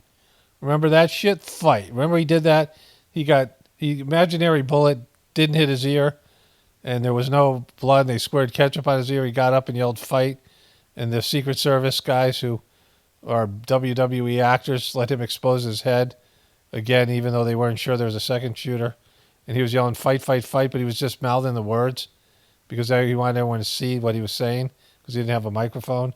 So he was clear on what he was saying because everyone wanted to, like he wasn't saying like fuck, fuck, fuck, fuck, fuck. Like you want to make sure like they knew what we were saying fight, because if he said fuck, fuck, fuck, fuck, fuck, it would kind of be, detrimental to his character. But fight, fight, fight, fight, fight it made him look like a badass. Remember they gave him that narrative, the way they did that? That was awesome. You didn't even have anything to shoot back at him. You didn't even have anything to shoot back at him. So therefore it was even more courageous. All you had was your fists and your mouth. And you fought with your fist and your mouth at that crazy, 18-year-old kid that just imaginarily shot a bullet at your head. Okay, so there are the puzzle pieces. Really don't need all of them. I mean, mostly what you just need is the last one, which is the economy's fucked, right? It's something where a debt-based economy always ends up here, where the debt becomes the wealth. The wealth is completely debt. People are trading debt back and forth, IOUs, and there's so much debt that you can't fudge the numbers anymore. And it's clear that you can never make the economy right. And with that, there's other things like moral degradation, a lack of work ethic, people going mentally ill. I mean, rich people are more prone to mental illness and incompetence. And so you have a group of people who are growing, generation after generation, less competent as human beings, less moral, worth less, right? A growing sense of entitlement, and there's no way forward. Less and less like what a natural human being is supposed to be, right? And so if you have a situation like that where you can no longer make the economy work, and you have a massive amount of people, many of them armed, many of them, not psychologically balanced, and those people all expect a certain lifestyle. They've been promised it. One of my original sort of signature, pockets of the future, I want to call them teachings, messages, or whatever. When I first started to homestead, I realized that there was this massive skill loss when our forefathers, our ancestors were lured off the farm, either forced off the farm or went to the cities of their own volition. And they gave up all the Aboriginal skills, all their homesteading skills, all their village skills, all their tribal skills that had been passed on for generations of how to survive like a human being. And they did that for 8-hour jobs, 10-hour jobs, 16-hour jobs, whatever it was. And they then were asked to just do a singular skill. And when they did this singular skill, all these other abilities that they have, even, some of these abilities we have stored from past lives and ancestral abilities, though there's a farmer inside of everybody. There's a hunter, a farmer, a homesteader inside of everybody, a tribal person. It's a part of our genetic makeup, our samskaric makeup from spiritual experiences and previous existences. And that has all been blocked and thwarted by people doing a singular task, doing specific work, and playing a specific, being a specific cog, playing a specific role in society. And the promise that they made is you are never going to need those skills, where our civilization is going to last forever. No future versions of yourselves are going to need those skills, right? And so that was the first part, right? That's the fact that the economy is no longer workable, and we don't have the skills or a backup plan or plan B or even the ability to adapt. Many people are so bankrupt and deprived of any, the fight has been taken out of them. There's no prana, life force. Their testosterone levels are down.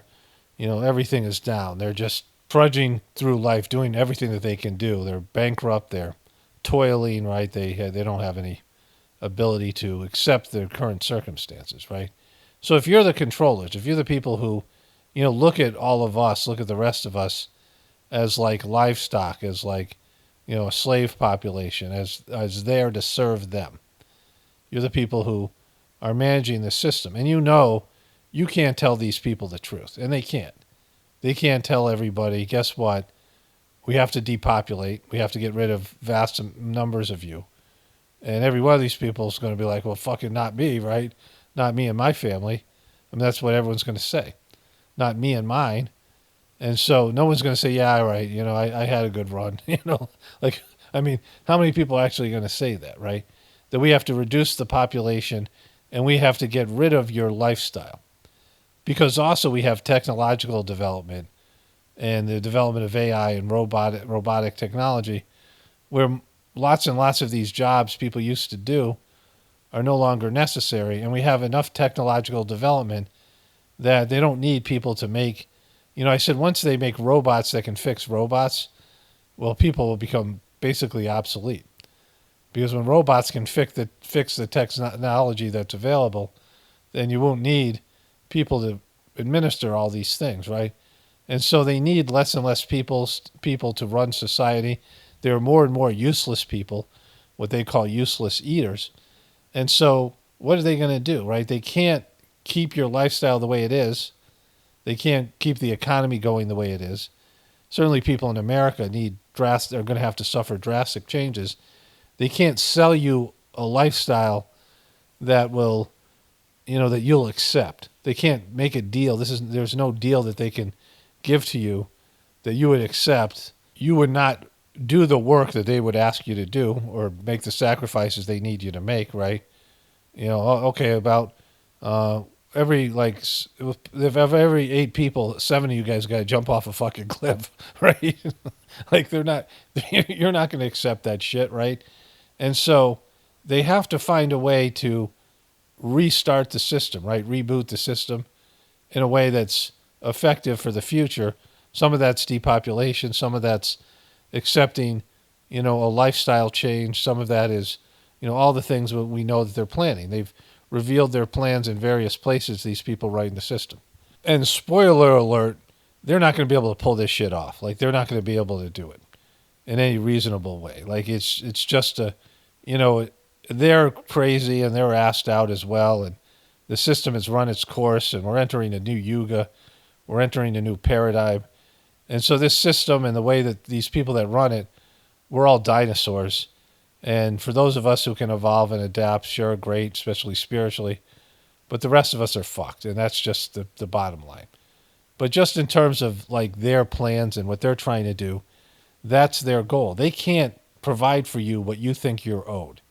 They can't provide for you Social Security. They can't provide for you, all this money that people think that they have, all these resources, all the wealth that they have, properties, whatever it might be, all the, assets they have, all the, their retirement, their pensions, all these things. There's not enough money to cover it, any of it, right? And then there's, the other elements of debt. And so they got to get rid of all that stuff. They got to take the whole economy and say, it's like they're taking the monopoly board and turning it over and saying, guess what? We're all starting from scratch. Everything you thought you had, you no longer have. Nobody's accepting that fucking deal.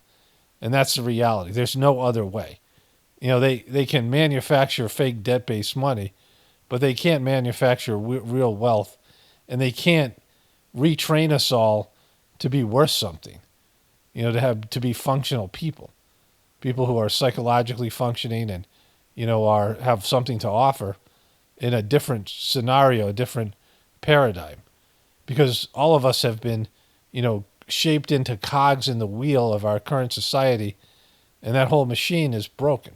It's worn out. It can't be fixed. It can't be salvaged. And so all the pieces are worthless, right? They can't take the parts and pieces that make up that machine and shove it into something new, because those parts and pieces are specific, right? We specified our type of work. And so that's the first piece, right? So them knowing that, the next president has to be basically a patsy and somebody who takes the blame for a deal that you don't want to accept. And, whatever that involves, World War III, whatever, all the things that go along with that, that's, the next presidents, as long as there's presidents, that's what they're going to be doing, is basically be the face of, the punching bag, the patsy for all this shit, right?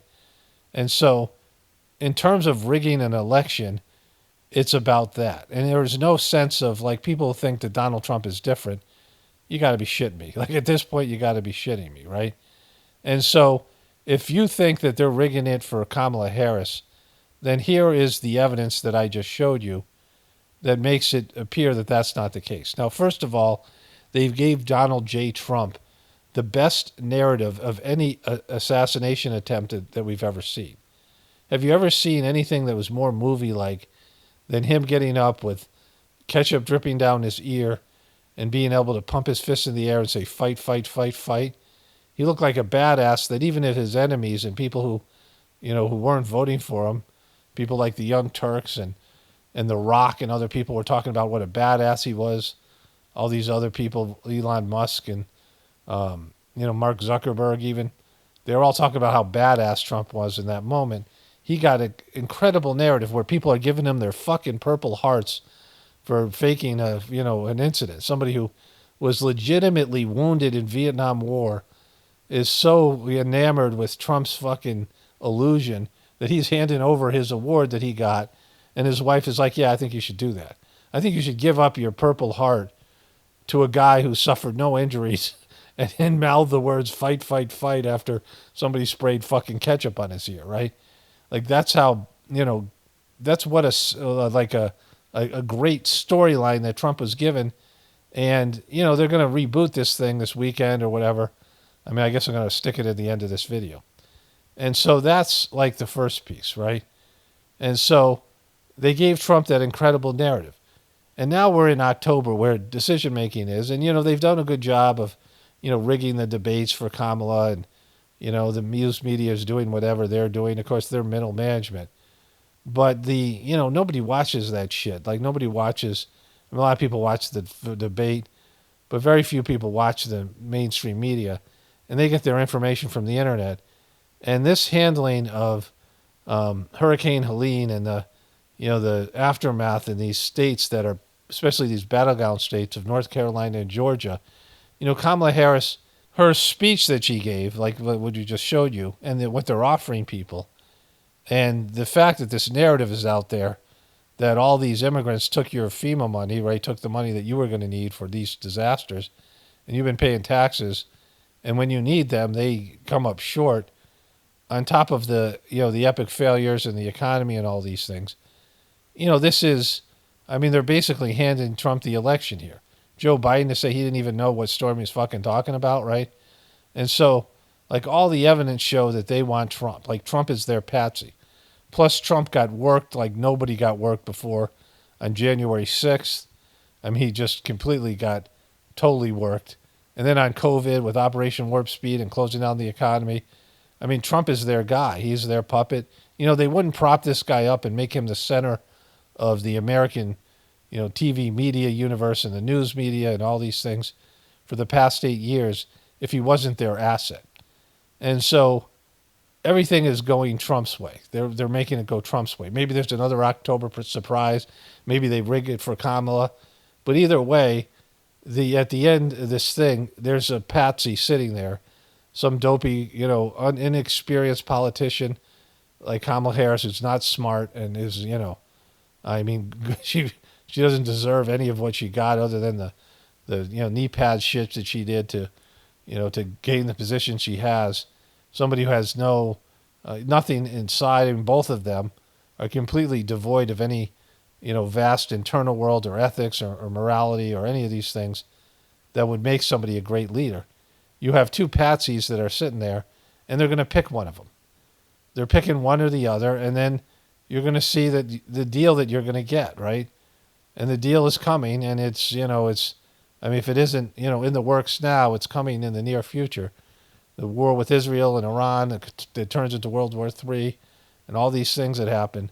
You know, the lack of services, the food shortages, and the, you know, whatever happens, the chaos that's being created here, and the depopulation, and, you know, the lack of lifestyle, and the promises that they made, Social Security. I mean, the overall promise that the system would stay up for you, and all you had to do was do your little job for the rest of your life and get your pension and retire.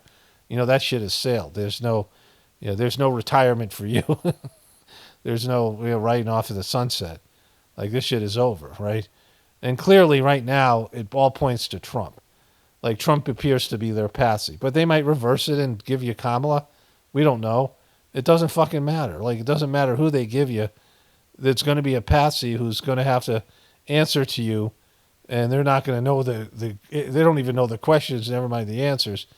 When the economy and everything starts imploding on their watch, and everyone hates these people and wants to blame them, and then they, you know, they bring in another person from the other party in 4 years, and they have to face the same shit. You know, the presidents from now on are going to be patsies. They're going to have to explain to you why your lifestyle and why your, you know, your quality of your life is no longer what it used to be. There's no making America great again. There's no, you know, hope economy, whatever she's saying, value economy, whatever Kamala Harris bullshit thing she's saying. Opportunity economy, right? You know, both these economic plans cost trillions of dollars that we don't have. We're completely broke. And whatever manufactured money they throw out there, whatever money they give, whatever, you know, stuff that they have, whatever assets and resources we have are being looted from our country. And America is no longer going to be the superpower. That's whatever happens 20 years from now, when you no longer say America's number one. Like, when America's, like, whatever we are, we're in chaos, and you see it. And, you know, things aren't the way, don't run the way it used to, and, you know, everything becomes, you know, like, way worse in terms of our material existence. And what's going to happen is, well, whatever timeline it's going to happen on. And the bottom line is, the people I call the controllers can't control shit. Like, they've been able to control things up to a certain point, right? But even then, there are things that happen that are beyond their control. It happens all the time because nobody has complete control over material events, because, you know, spirituality and God and the spiritual laws and the things kick in. And so they can fight those things off. But we also live in a time of truth where truth is coming out and people are seeing it. And people aren't going to sign up for what they're selling. Like, they're, you know, they've been exposed as being, you know, con men and con artists. And the economy is, you know, people know what I'm saying. People understand the monopoly aspect, the debt-based economy, the user economy. More and more people are waking up to this idea and understanding it. And it's just going to keep on continuing till people realize that we need to make a new system. And the first thing we have to get rid of is all this dead weight at the top that no longer has the, you know, the ability to con and deceive people, as like the Wizard of Oz at the end of the movie, where his illusion collapses and people see it's just some guy behind a curtain. Pay no attention to that man behind the curtain. And so that's where we are. And so, like, all these silly narratives and ideas that this is all rigged against Trump, well, why would they give him such a great narrative with his bogus assassination attempt? And why would this hurricane doesn't help, the Kamala Harris election team. They could say, all right, you can say, all right, they're breaking down America and they want you to suffer, and this is the beginning of it, sure. But you're not voting, those people aren't going to vote for Kamala Harris. And so, Trump can't fix it. His idea that Elon Musk will be able to somehow go in there and give Starlink sucks, and you need the internet to set it up. It's very inconsistent. I had it for, like, it's the worst of all the internets that I've had. I'm like, oh, this sucks.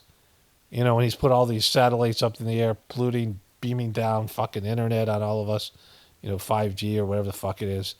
And it's not even, it doesn't even work, right? And you need, there can't be any obstructions. And, I mean, it takes a while to set it up. I mean, maybe, like for some people, give them something, but not like what we consider internet, right? I mean, you can set it up like at a campground, but you need, a place where there's things don't block the, your satellite dish. So it's just, it's just false promises of something that comes from Elon Musk. Maybe he'll chip everybody down there as well. So, I mean, just, get used to the idea that this is over and then, start planning your life accordingly. There's nothing we can do. You don't have to stress about it. It's out of our hands. It's out of everybody's hands. There's nothing that can be done to stop what's coming, right? The consequences for wrong living are upon us. So, all right, let me just stop here. And when Trump, I don't know when he's going to fucking Butler, but sometime this weekend, and I'll probably put that at the end of this video. I almost have to. And so that'll come next, and then I'll wrap this thing up. Okay. Trump returned to Butler. And he brought with him his golfing buddy who was there for the alleged second assassination.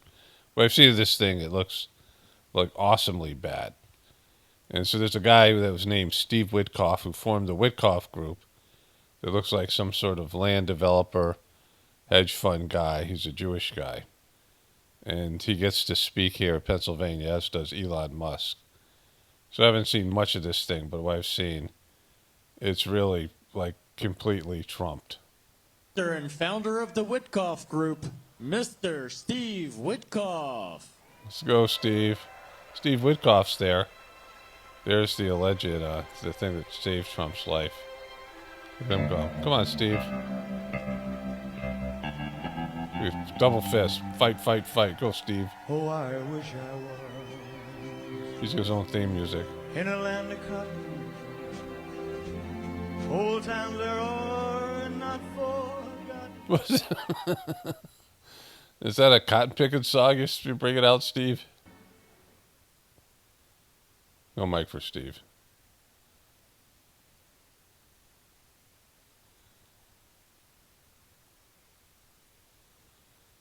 What are you saying, Steve? What's happening, bro? I was marveling at the beauty. Patriots of Butler, Pennsylvania, it is my honor and my blessing to stand before you today. I'm not just here as a speaker, but I am a dear friend of the president and someone who has had the privilege of knowing President Trump personally, witnessing his strength and commitment to our nation. You're great. You're doing great, Steve. You know President Trump as a man who never backs down. He never backs down, except when he backs down. I've been at his side through some of the toughest moments. When he's backed down, when he went bankrupt, and when he conceded the election and these things, all the things we backed down on COVID and put on a mask when they made him do it, and he did Operation Warp Speed, and we closed down the economy. It was hard times. Him, backing down like that all the time. I can tell you, he embodies the leadership we need in these times for our nation. Woo!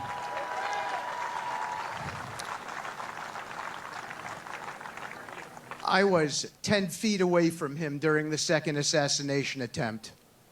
Amidst the chaos, President Trump stood tall.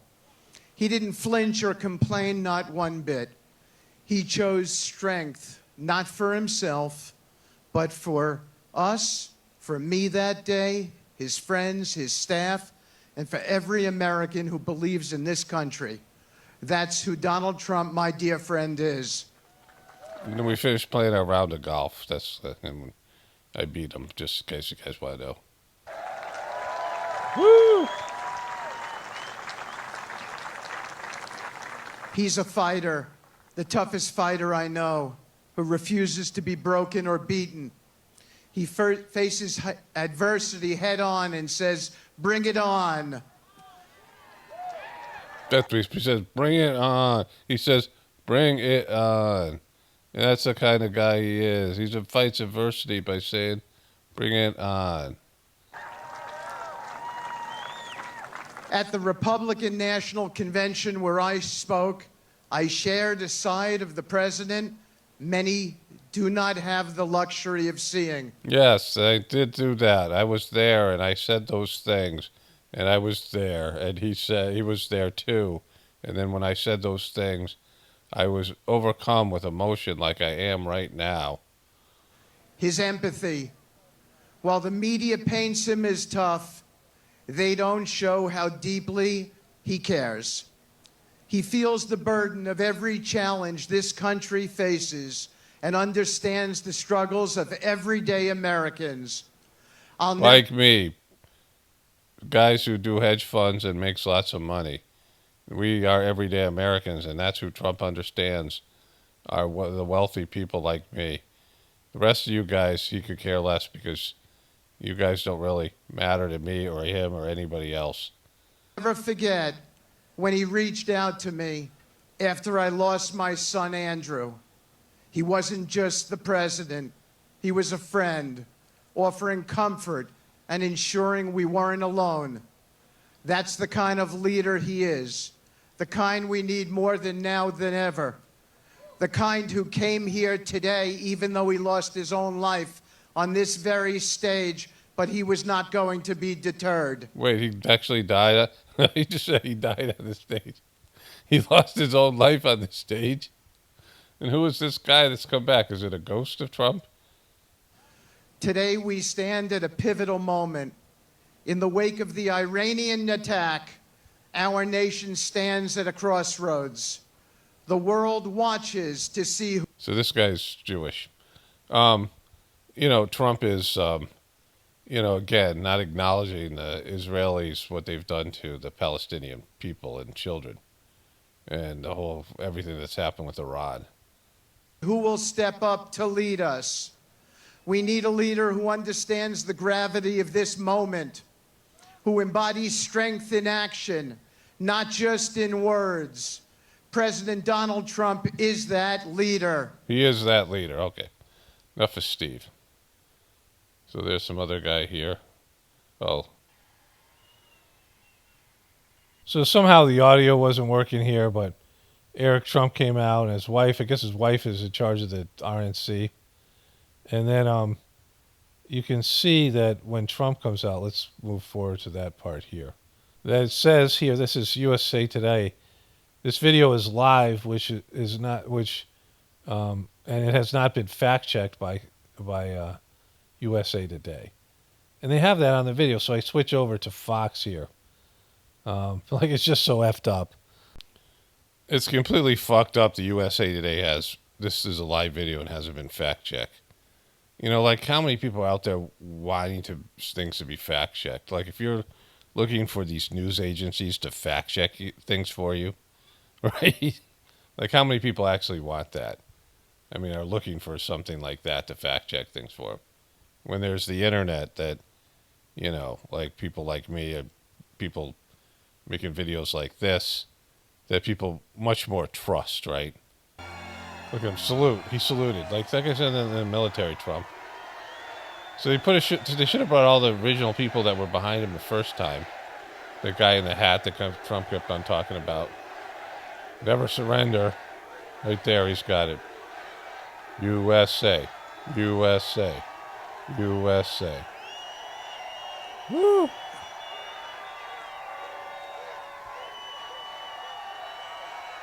J.D. Vance was there. I mean, they had a lot of people. Apparently, the total video was 3 hours and 50 minutes of these morons talking. So by the time Trump rolls out there, the crowd's pretty much done, you know. Woo!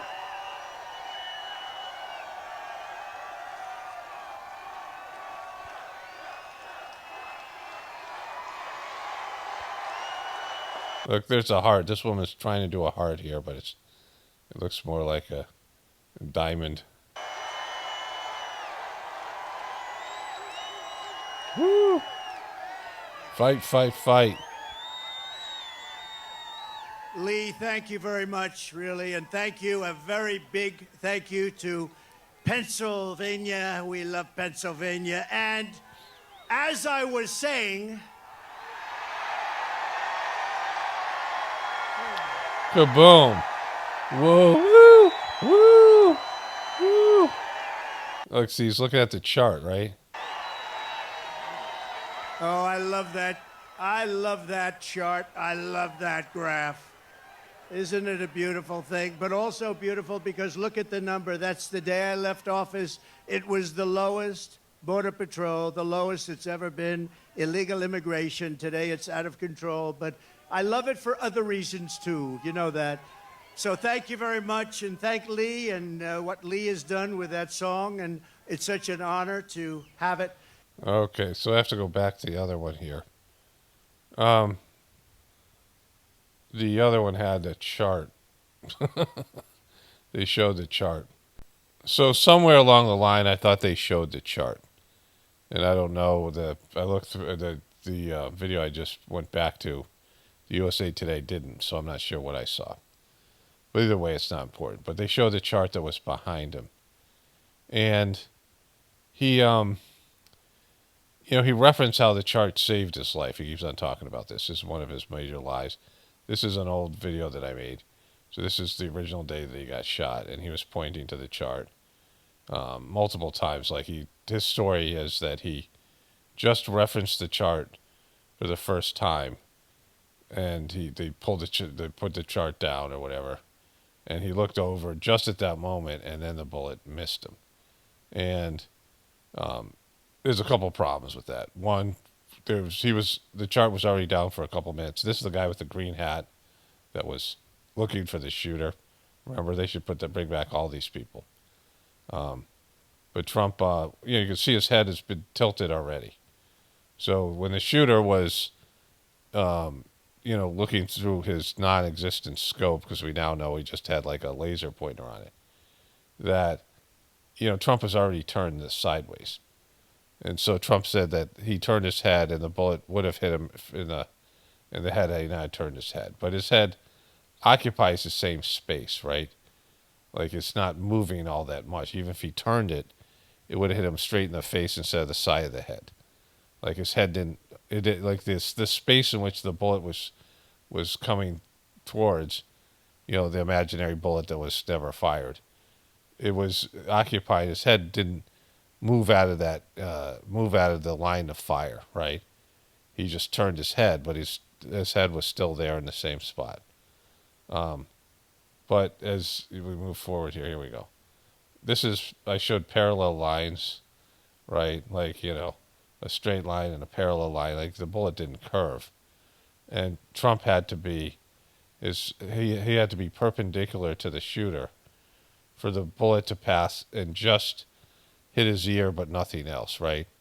Like it couldn't have been at any sort of an angle, or would it hit the front of his head or the back of his head, right? It had to be where the guy had there was a right angle where the guy was shooting from. That's a perpendicular line there, and parallel. These are like this. His ear had to be like right at this point, right, where he's turned sideways, and there's a straight line, and from the shooter to the ear, and it couldn't be something where it's like here's the line, right there's a straight line.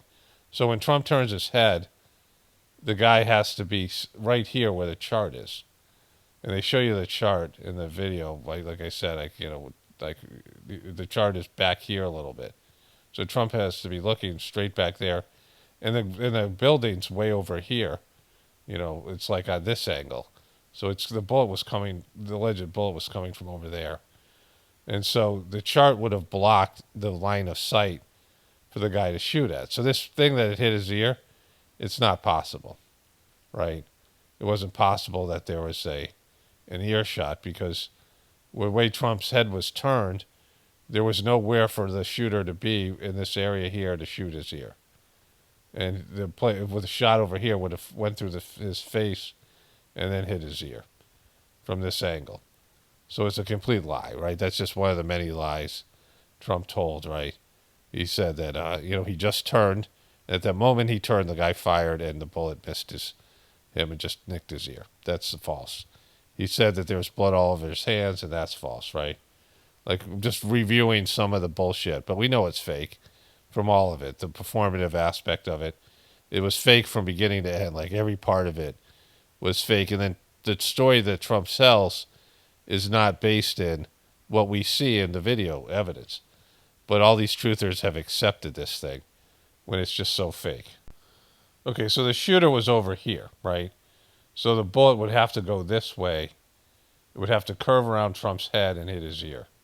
This is where they're saying the shooter is. Trump's head was pointed towards this chart, which was behind him.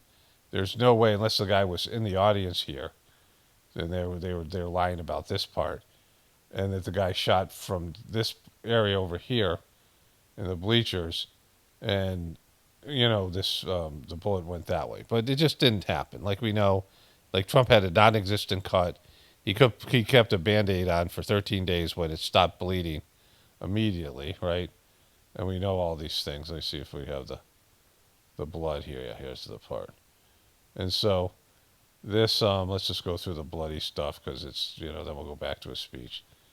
And so he's, this thing here, the blood had already dried. And he had this moment, this picture with the flag and these, Secret Service agents. Now, this woman was ducking down there. We'll go back to that when it'll come. And they're saying, like, this thing, the blood had already dried. See, there's no blood here. There's no blood. They dropped, the blood was put on his face when he was standing up when the blood would have spurted, right? So, like, he gets hit.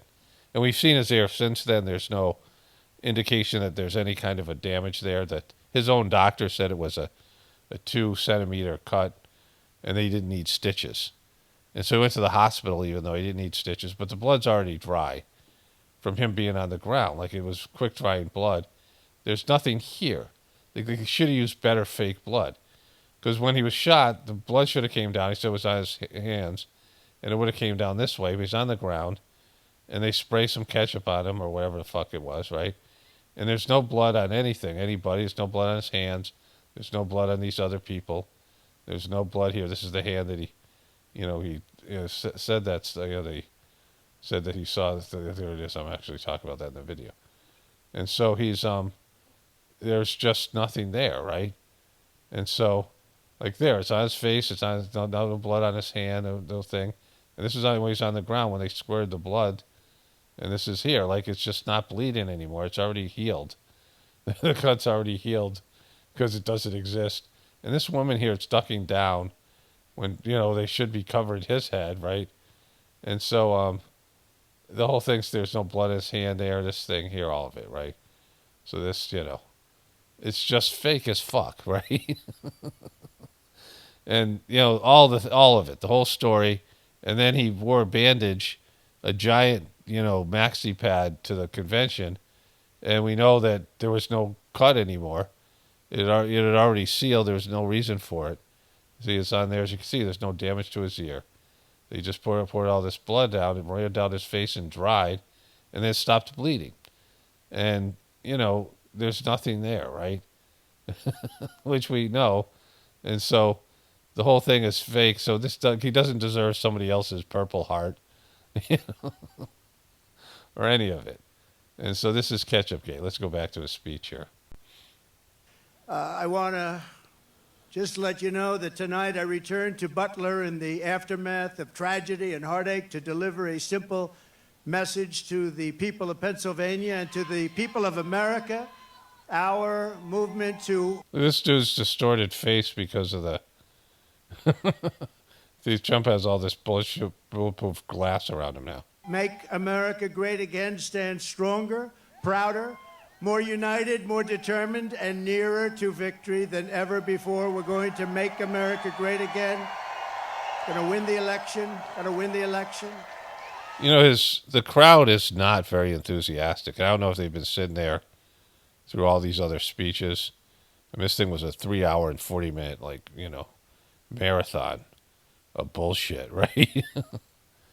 And to all Americans, whether you are Republican, Democrat, Independent, Conservative, or Liberal, or you have no label whatsoever, it makes no difference. Our movement, it belongs to you. It belongs Especially you no-label people like me, which just, you don't have a label.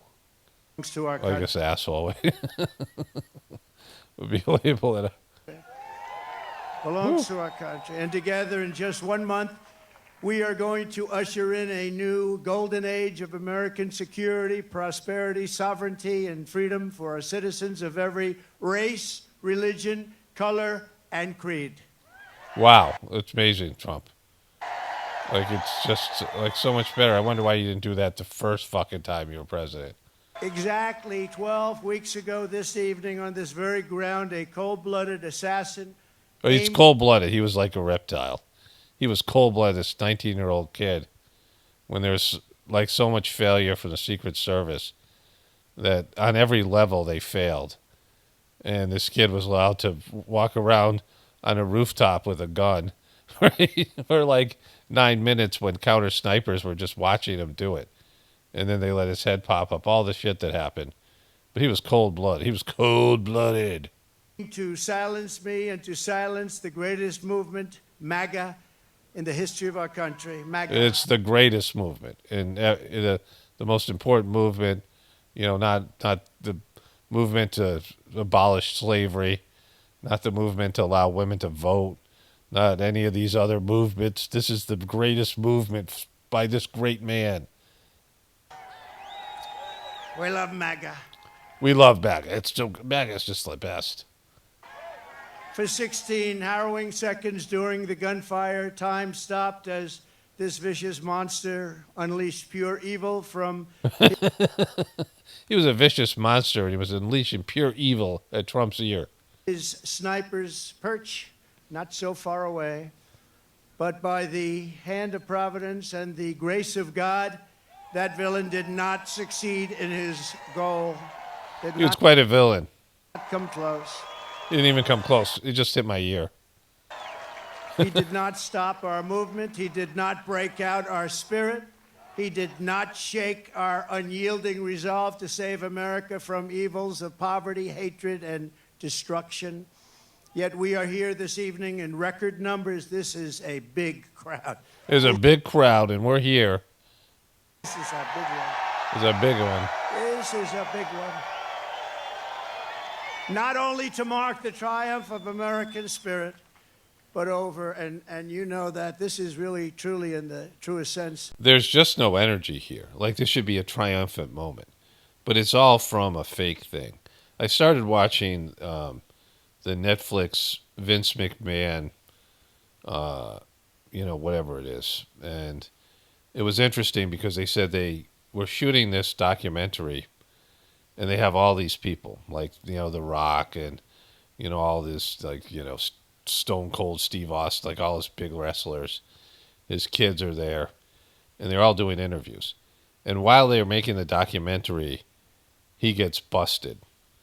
And Vince McMahon does. They, bust him for sexual perversion, and he has to sell his company, and there's major lawsuits and things. And all this information was released about all the stuff that he did, which, I'm not privy to. I didn't follow it. But it's he's just a scumbag. And he comes out and he's weird. They show him as a little kid. So apparently the guy grew up as a... his dad was not in contact with him. And he grew up in a trailer park where his stepdad was beating the crap out of him. And they show him he was fat when he was overweight when he's in his, late teens, early 20s. And he looks really kind of effeminate. And the guy is so weird. His face is weird. Like, he's just a strange person. Like, he's had so much plastic surgery. And he took those steroids, he bulked up. And he's just a strange motherfucker, right? Just weird. And when he's being interviewed, it's like creepy, like how strange the guy is. Like, almost like he's occupying like wearing a human suit, like an alien. And, I watched wrestling when I was a little kid, and I knew it was fake the whole time, and I didn't really get into it because I kind of thought it was stupid.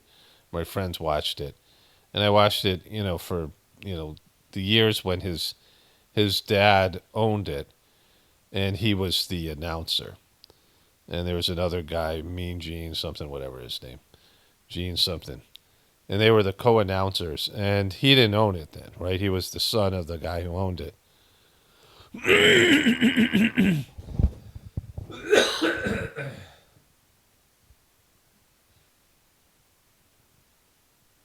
His dad was going to sell it to this guy, Gorilla Monsoon, who was a wrestler that I was aware of. So the wrestling that he had, the WWE, was just for the Northeast, New York, Connecticut, the New England states.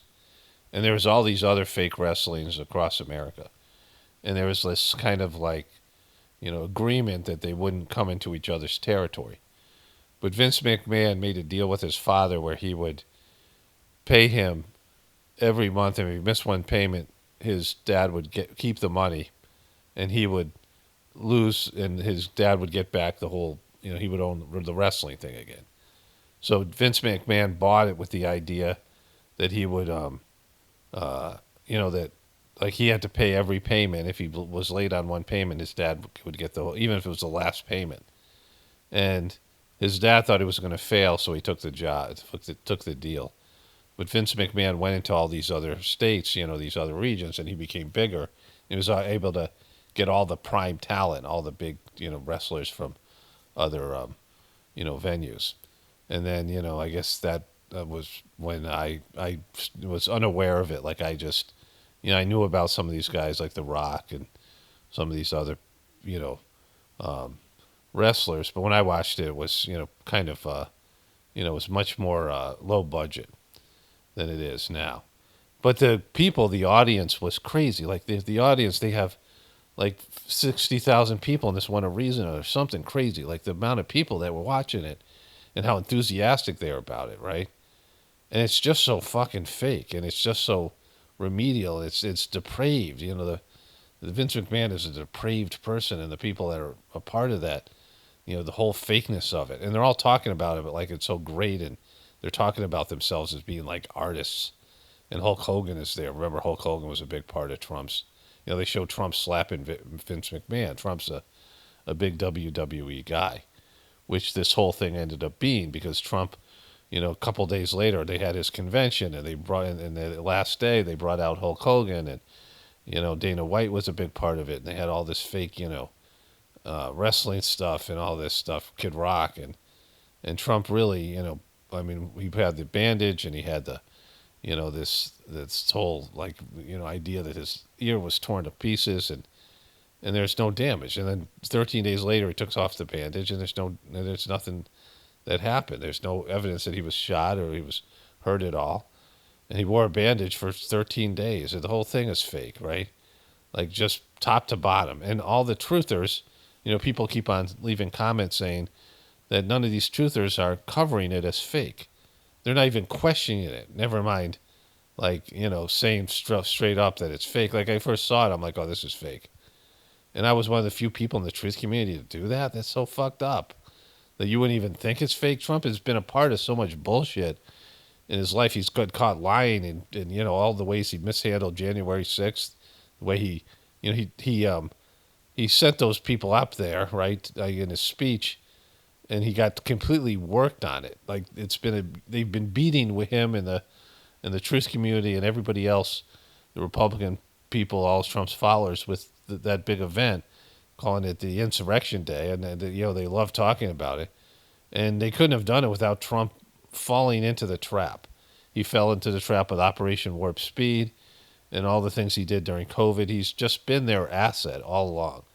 Trump is their asset. They could have got rid of him at any time. They could have put him in jail. They could have killed him. But why not? Because they they can't live without him. He's their biggest asset. Like, that's why I'm saying I can't believe that they'll let him lose, because if he disappears, what are they going to replace him with? Like, he's been the guy that they've pushed all this shit through with. He'll totally take your guns. He'll totally turn on you. The guy is he already tried to do it. Like, he was meeting with Dianne Feinstein. I mean, he's not the guy that people want to think he is. There's no saviors out there, right?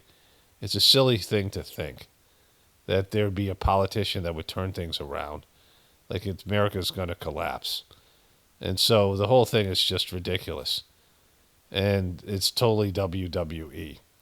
And so, I'll talk more about the Vince McMahon when I end up watching the rest of it.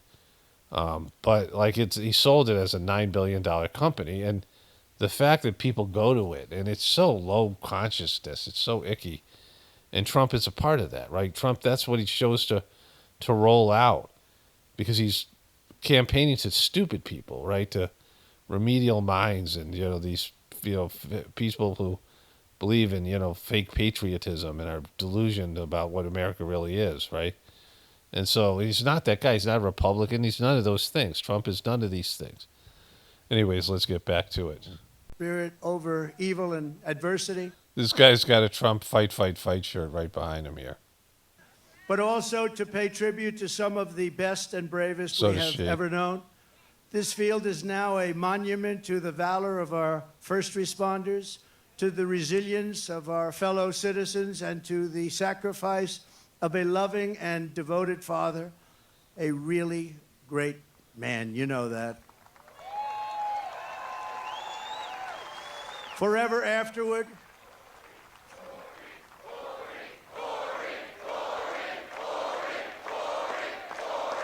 it's just so sick.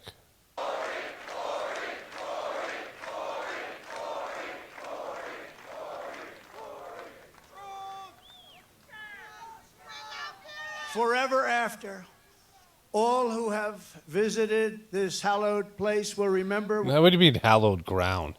It's not hallowed ground. Like, come on, it's so sick. It is so bad. What happened here, and they will know of the character and courage that so many incredible American patriots have showed and know, and they know it at a level never seen before, probably. First, I want to thank the men and women of the U.S. Secret Service who threw their bodies on top of mine. Yeah, they failed epically. There's a report out about how bad they failed. But their biggest failure was letting his head pop up so he could do fight. And if he didn't do that, this wouldn't be nearly as good a narrative. His fight. I mean, this is what people are wearing in these T-shirts. They're selling fight T-shirts. And he didn't say fight. He mouthed the words. We saw it was so fake, right? So WWE. But they only let him do that because it wasn't a real situation. They were like actors. And even that, they should have there's just protocols. They didn't know if there was a second shooter or not, so they don't let him pop his head up. And so the whole thing, it was complete failure by the Secret Service. They didn't know who was running it. The sniper waited like 8 or 9 minutes before taking out a guy with a rifle on a roof. Just failure at every level. And the sniper could have warned people, hey, there's a guy on the roof. And he didn't. And so every level there was failure at the Secret Service, where the Secret Service underperformed. And he's never confronted a guy who is always complaining about the government, how there's failure and how he could do it better. And he would say, oh, if I was running the Secret Service, this never would have happened. But he isn't doing that because he needs their cooperation. You can't throw them under the bus because they were complicit in this fake operation, right? And so, if you're a truther, you have to question this. That's what you have to do. You're there to question the official story. And all these truthers that went along with this bullshit, right? Like, it's just the collapse of the truth community to buy into something when they call bullshit on everything else and something so obviously fake. And then, I was calling it WWE when I saw it. And I had no idea Hulk Hogan was going to be at the convention. And then Trump came out with his big-ass freaking, tampon, his maxi pad on his ear for a 2-inch cut that didn't need stitches, that had healed almost immediately and stopped bleeding. And so, he comes out and he brings out Hulk Hogan and the whole thing. And then I find out that he was a part of WWE. Trump loved it. He had a relationship with the scumbag Vince McMahon, another one of his scumbag friends, right? And so the whole thing. Without even a thought for their own lives, they were on top of me so fast. Squirting ketchup on my ear. They were on top of me, and there was not even a moment of doubt in their minds. You watch those tapes, not even a moment of doubt. I want to thank Secret Service. They're great, great people. They are great people. And in that moment, those agents displayed a devotion to duty that cannot be described, and they did it yet again less than 3 weeks ago when they really did a fantastic job. Another attempt. It was another attempt. We have an evil world. We have evil people, a golf cart guy, and that guy was clearly an asset of like some intelligence agency like the CIA, and he's gone to the Ukraine. That guy. Remember, it's just like there's no energy here because it's fake. People know on some level it's fake. Like if this actually happened, there'd be more energy, like the natural energy, and like people would be aware of it. It's so performative. It's something like it's a part of a show, and like people are watching in wrestling know it is fake. I mean, the wrestlers of the Vince McMahon thing were saying, people know it's fake, but they enjoy the character development. They enjoy the story. Okay, great, but it's stupid. Like it's, really stupid. It's fake and so obviously fake, and it's not, the storylines are very remedial. And that's what Trump is doing here, like really stupid stuff. And the truth community should know better, but they're like buying into this guy and this fake stuff where there's obviously nothing here. Very sick world. My gratitude to them is beyond measure. We also owe a tremendous debt thanks to the Secret Service counter sniper and a local police sniper who returned fire within seconds and stopped the shooter quickly and saved many lives. If he didn't stop... Yeah, they could have stopped him, 9 minutes. When he first saw him up on the roof, like 9 minutes before. Like they knew the guy was on the roof and they were watching him. Like they had one position to watch and it was that other roof. And their scopes, their rifles were pointed right at that position. They didn't bother to tell anybody there's a guy up on their roof with a rifle. They didn't bother to shoot him. They didn't bother to say, hey, don't let Trump walk up on stage. Like this was what came out in the report, which we already knew. So it's fake. Like there's no way this is real. Saved many lives. He had a lot of bullets, a lot of ammunition up there with him. And we are, just amazing when you think they did it so quickly without any knowledge of what was going on, boom. And had that not happened... What do you mean, no knowledge of what was going on? No knowledge of what was going on, right? What do you mean he didn't have any knowledge of what's going on? Why would he have knowledge of what's going on, right? It would have been a very different story. It would have been many, potentially many people.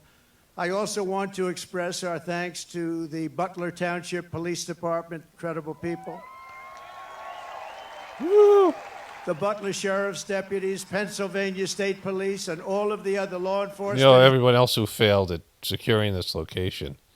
And there's a guy that citizens had pointed out was on a roof for, a long period of time, like 9 minutes before the shots were fired. I mean, just come on. It's just so fucking fake. And he's such a piece of shit, right? Heroes, as well as the emergency personnel and doctors, the medical teams at Butler Memorial Hospital, Allegheny General Hospital, who rushed me and rushed some of these very badly wounded people. They rushed him when he was not bleeding, and he didn't need stitches, and he had to go to the hospital, and he needed no stitches. Like, I mean, this would be a boo-boo, right? Any kind of cut that you get that stops bleeding within seconds, like... He was on the ground and, whatever amount of time, it was less than like a minute. And then they let him up and it's already stopped bleeding, right? Let's just go to that. Let's watch that really quickly. Okay, so this is the video. Something that said, take a look at what happened. Okay, so he had just turned his head back, but his head was pointing there the whole time. And then let's go back to that.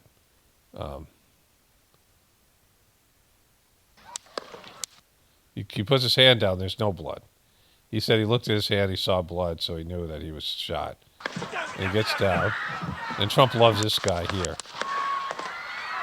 So that guy's going to look around. And Trump always talks about how this guy he didn't even get down the ground. He was looking for the shooter. And he was just, he's talking about how great these people are. The crowd was wonderful. How much they love him. How they put their own safety at risk because they were more concerned with him. And so here's the Secret Service, and they're on top of him. And so they're saying they have to move. But then they're like, no, we haven't been cleared yet.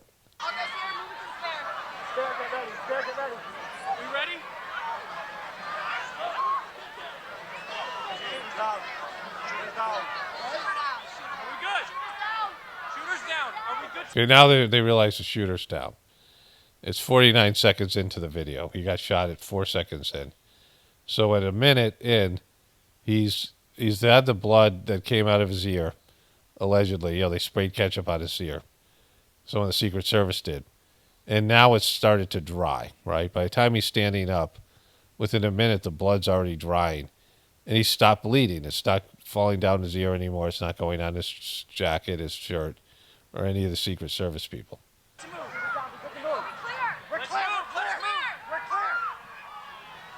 Okay, so they say they're clear.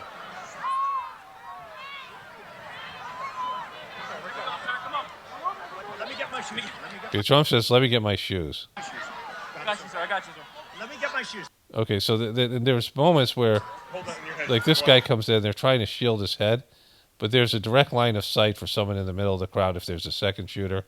Anybody up here would be a second shooter. So we got to move to the box. Right. So, like, all this time, they've allowed him. They failed their job. And they didn't even discuss this. They didn't even talk about this failure here. Because in this report, this is their biggest failure. Like, Joe Scarborough and Andrea Mitchell. I mean, Andrea Mitchell asked about the report. Did they address this part? Or they were too friendly with him that they allowed him. They would put their hand on the guy's head, and his head would be below there'd be no line of sight. There'd be no opportunity for a second shooter to shoot him. Watch out. So you hear him say, wait, wait, wait. So listen to him say, wait, wait, wait, because he's in the same area. And the mic that's here is picking up him say, wait, wait, wait. But it doesn't pick him up saying, fight, fight, fight, because he's mouthing the words. Okay, let's go back. It says here. Wait, wait, wait. And they start saying, fight, fight, fight. But he's just mouthing the words. And they let him do that. Like, it was completely fucked, right? This guy's got his hand up. They're not blocking his head from a second headshot. He's totally exposed here. Again, mouthing the words, fight, fight, fight. And he does the fist pump. He almost hits a woman in the head. And they all chanted USA. They walk down. He's no longer bleeding. So the blood's already dry. His cut's already healed. Like, it's miraculously healed. And, like, he gets up here, and they allow him to step up here on the car. He's going into the car, so he's going to have additional height now. He puts his foot up, and he steps up to get into the car, but instead of getting in the car, he does this thing again. And this is Trump's big moment. Without this, he doesn't look like a badass. And, and so this was the best performance, WWE performance of any attempted assassination attempt, right? That, the person looks like a true badass. They gave him that narrative. And why would they give him that narrative if they, were going to make him lose the election or whatever? Like, people are saying, oh, he's totally going to win now and all these things. And now he gets to go back to Butler and say all these things. So they're going to rush him off to the hospital here. The crowd's going to go nuts. Just turn the volume a little bit down. But this guy starts looking at the reporters in CNN and saying, F you and fuck you and giving the finger. And this girl's doing the same thing here. And she's saying USA, and then they're going to point to reporters. Fuck you. And they're saying that to the reporters because they're blaming them for all the bad coverage of Trump that's led to this because of victim consciousness. And all this stuff. And there's no energy. Like this big epic thing happened. they rush him to the hospital, no blood, no stitches, no wound, and then he puts a bandage on for 13 days. And then he takes it off and there's no damage at all, right? Let's go to that. There's the fake blood, right? And it had stopped bleeding as soon as he stood up. And there's no blood that ended up dripping down this way. So, like, there's a little drop here that dried and stayed there. And this is his ear with the bandage. Remember, he put on this big, like, maxi pad for the convention. But he wore this 7 days later when he had an interview with J.D. Vance and Jesse Walters. And you can see there's no damage to the ear. There's nothing. There's no chunk taken out of it. There's no indication. And so the thing's a joke. There was no wound. He didn't show anybody the wound. He didn't show anybody. There's, if there were stitches there, I mean, if they just put some stitches in, even if there wasn't anything, they could have just cut his ear and put some stitches in just to make it look real. It would be harder to debunk then. But he didn't even want to do that. Like, he didn't even want to get any kind of, they're talking about what a tough guy is. Take a chunk of your ear out and commit to this piece here.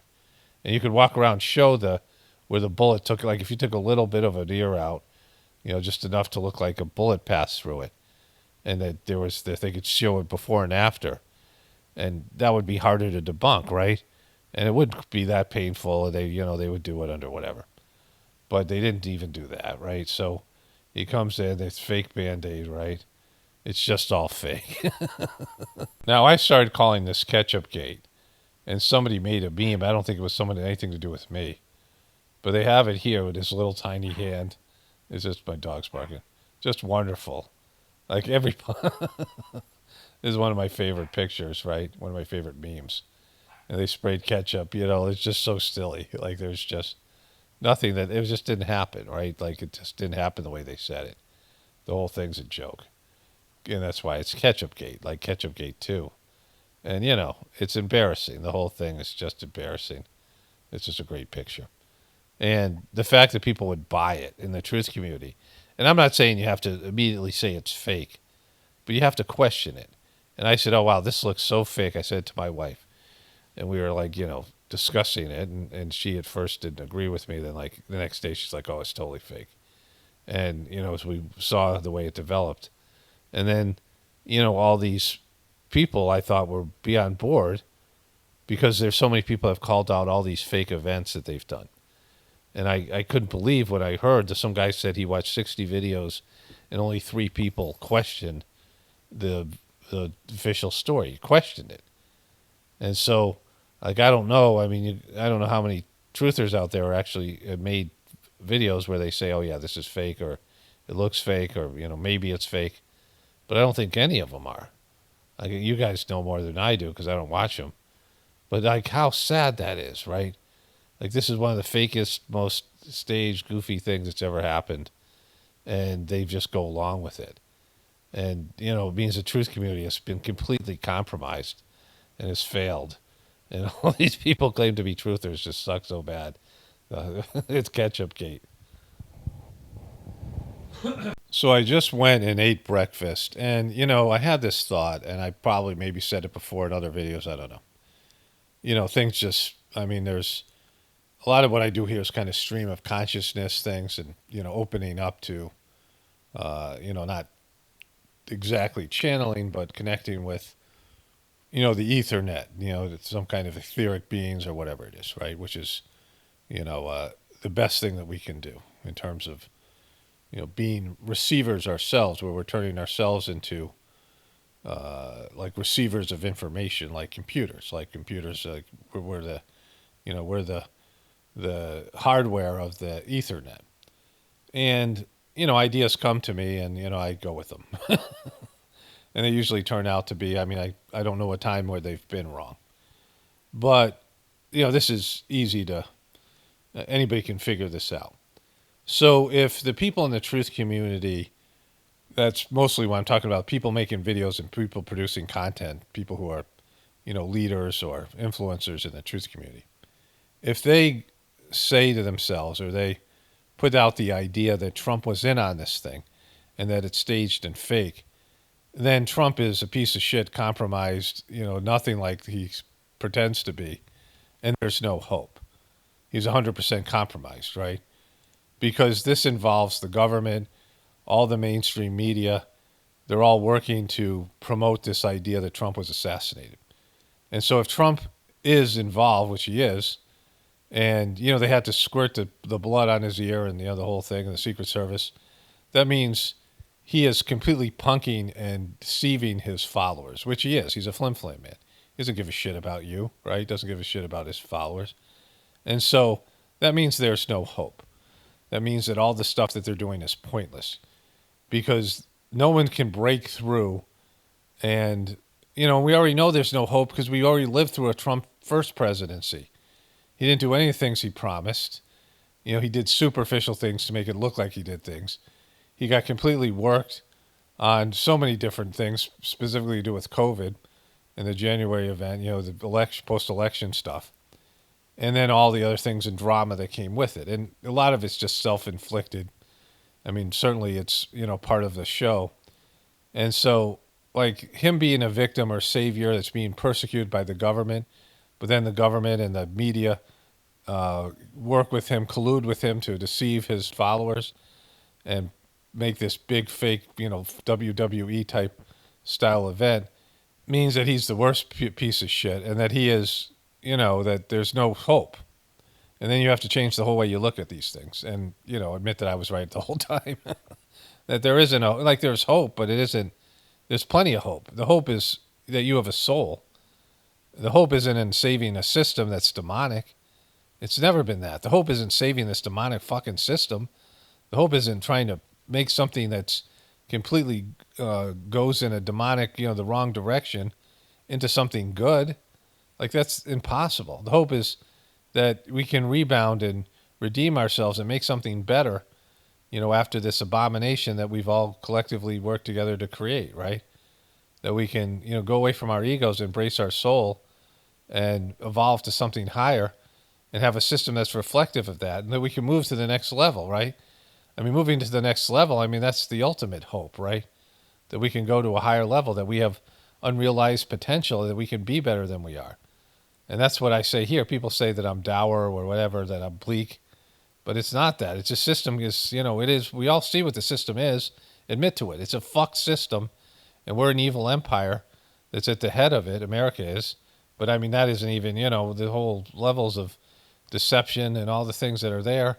And that, the system, as great as it is for us in terms of our comforts, in terms of our pleasures, in terms of our habits and addictions, it's a bad system. It takes us in the wrong direction. It's hurting all of us. And so the system coming down on its own accord, which it is, and then us building something better is an opportunity. And that's, that's the ultimate hope, right? That humanity can rise up and, the Sajmarg meditation I do, Gratefulness meditation, that's free, links in the description box for people, helping people connect to the divinity within them and rise up to a higher level. And so, that's the answer. That's why I say only spirituality will save this world. That means that, it's coming down to, like, only the divinity within you and God and your pursuit of God and humans embracing their higher nature can redeem a debauched human population that's gone in the wrong direction, right? It's not going to be egos. It's certainly not going to be politicians. Why would you think politics could save you? Like, why would you think that there would be a savior? There seems to be a little bit of interference. I've caught it out of the corner of my eye.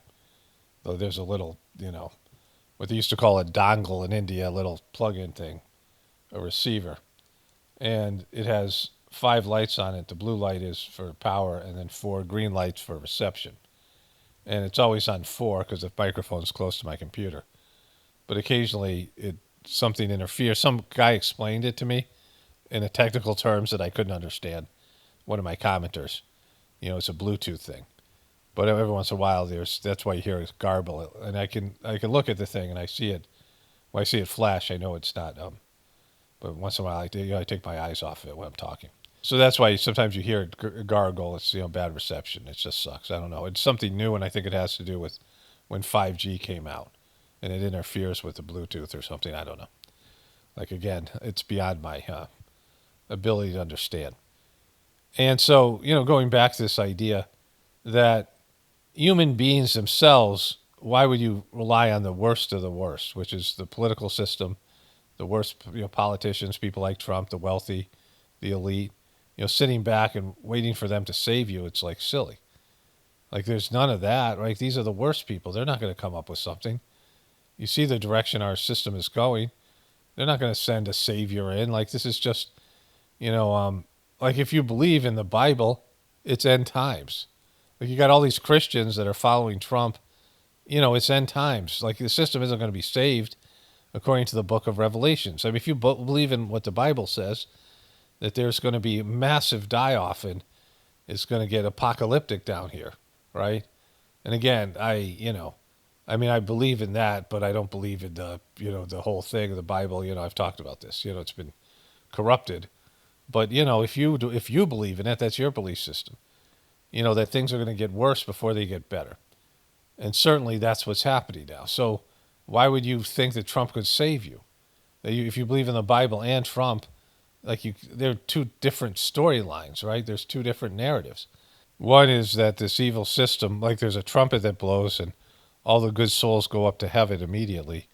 And then it becomes post-apocalyptic, or there's apocalypse, the nightmare situation that goes on in terms of what happens after all the good souls are pulled up to heaven, which isn't going to happen.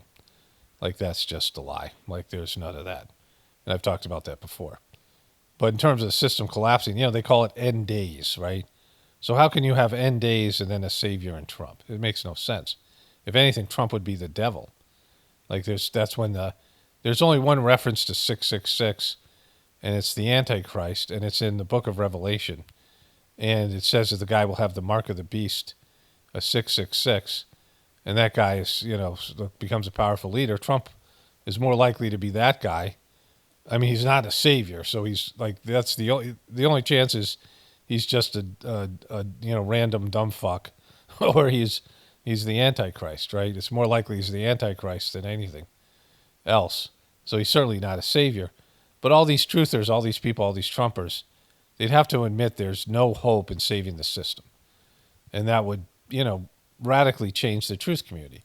If people who were truthers looked into the possibility this is fake, they would find all the evidence that I so easily found, and probably more. Like I don't even get into the evidence anymore because I already know what happened. Like I know beforehand. The evidence is just there to back it up. You could see right off the bat it was fake as fuck. Like as soon as he came out, I'm like, oh, he's bleeding. I'm like, oh my God, the way he did it. I'm like, this is so totally WWE. It's so fake. It's so goofy. It's completely staged. Of course, I know that Trump is compromised because only spirituality will save this world. Not politicians, which is more likely. Spirituality, which is people's individual pursuit to connect with the divinity within them, or politicians. Like, who would you trust more? Which process would you trust more? The political process or the spiritual process of people who become saintly people because they strive to be better because they connect to God internally? The kingdom of heaven is within, what Jesus said in the Bible.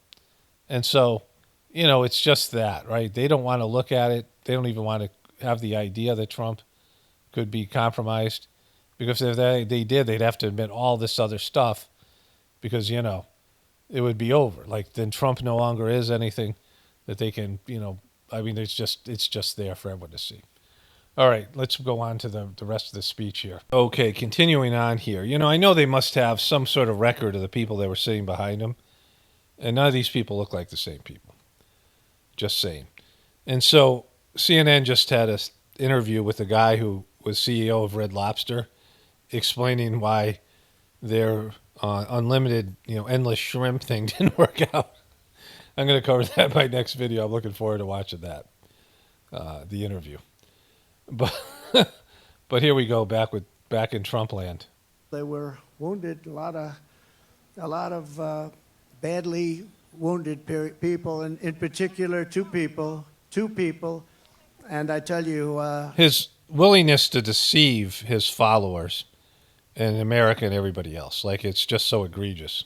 They were very brave and great people. They were big Trump fans, and they still are. That means something. That was pretty amazing. When I got up, I asked whether or not anybody was killed, I assumed that there would be a lot because I heard the bullets winging right over my head. Okay, no one heard him saying that. Like, no one heard him asking that.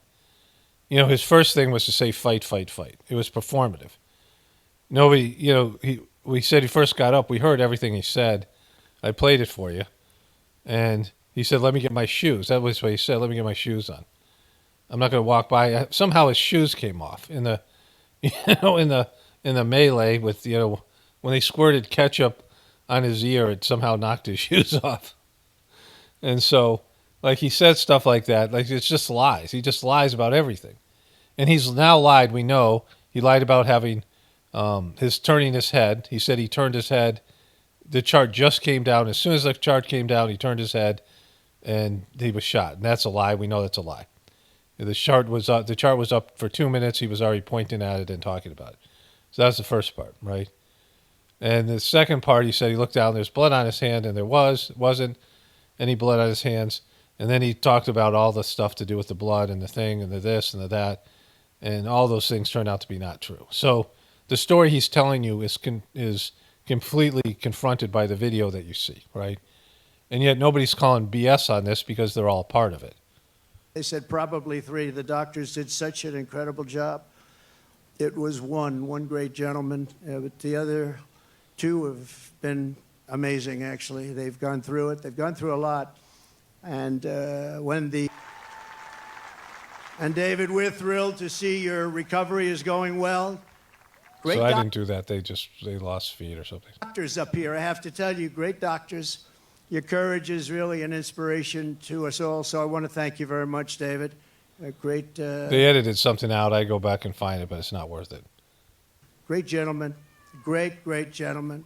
I want to send our love to someone who could not be here because he has just undergone a major surgery related to the shooting. A man who was really badly wounded, like David, James Copenhagen. She's crying. James was this woman's crying a wonderful man, a big Trump fan. She's crying over here.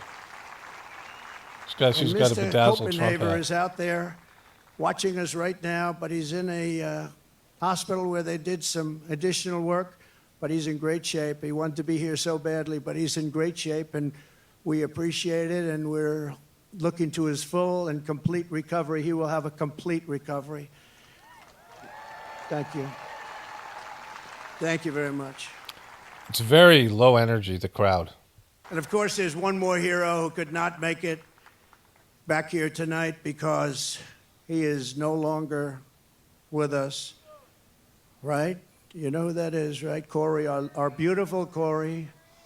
So he's going to really milk all these things as much as he can. Corey is not with us tonight, and he should be. And we all miss him. He's become somewhat of a folk hero, I have to tell you. Who is with us is his beautiful wife and daughters and relatives, sister.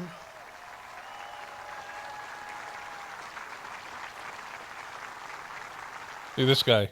Fight, fight, fight, fight. Look at him. Fist in the air. Trump shirt with fist in the air on it. Please. Where are you? Where are they sitting?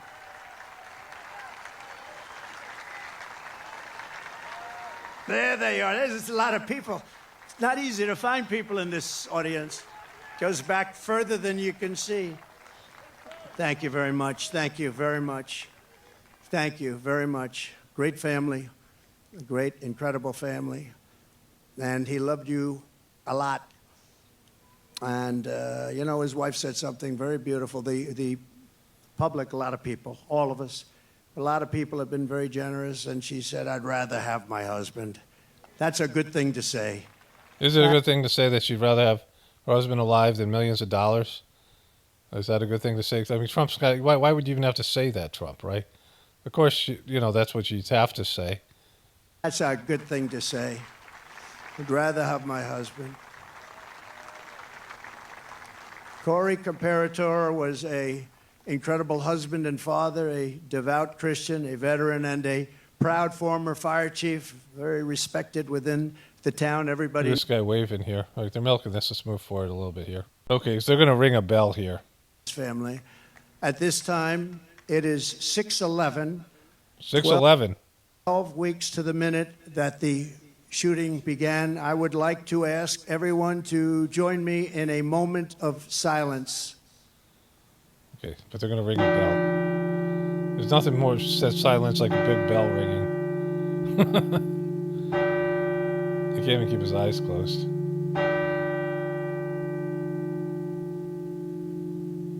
There's the bell.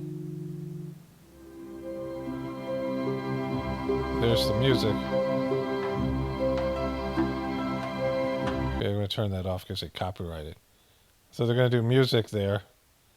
And he's going to look around. You know, how about, like, he can't even stay still. The guy can't close his eyes for a couple minutes and just close his eyes and, you know, go inside. He's got to look around at all the people that are playing music. It's like the worst moment of silence ever. He's looking around at all the people and, you know, it's just performative. Like, he's such a bad actor. I mean, that's why he does WWE stuff, because he's not good at acting. This is just an atrocity. He's coming back. You're coming back here, Trump?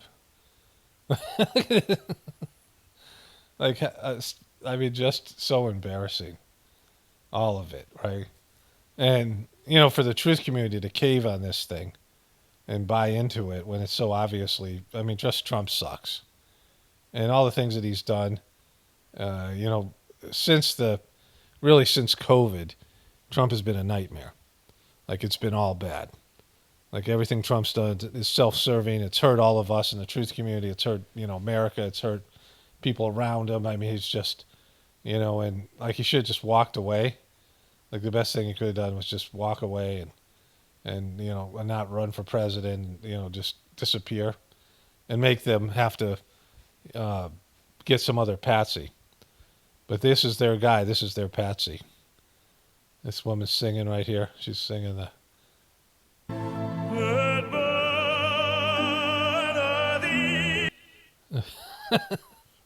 How long is this going to go on, Trump? Jesus. And then I guess somebody's going to come up here. See that here. Let's move forward a little bit here.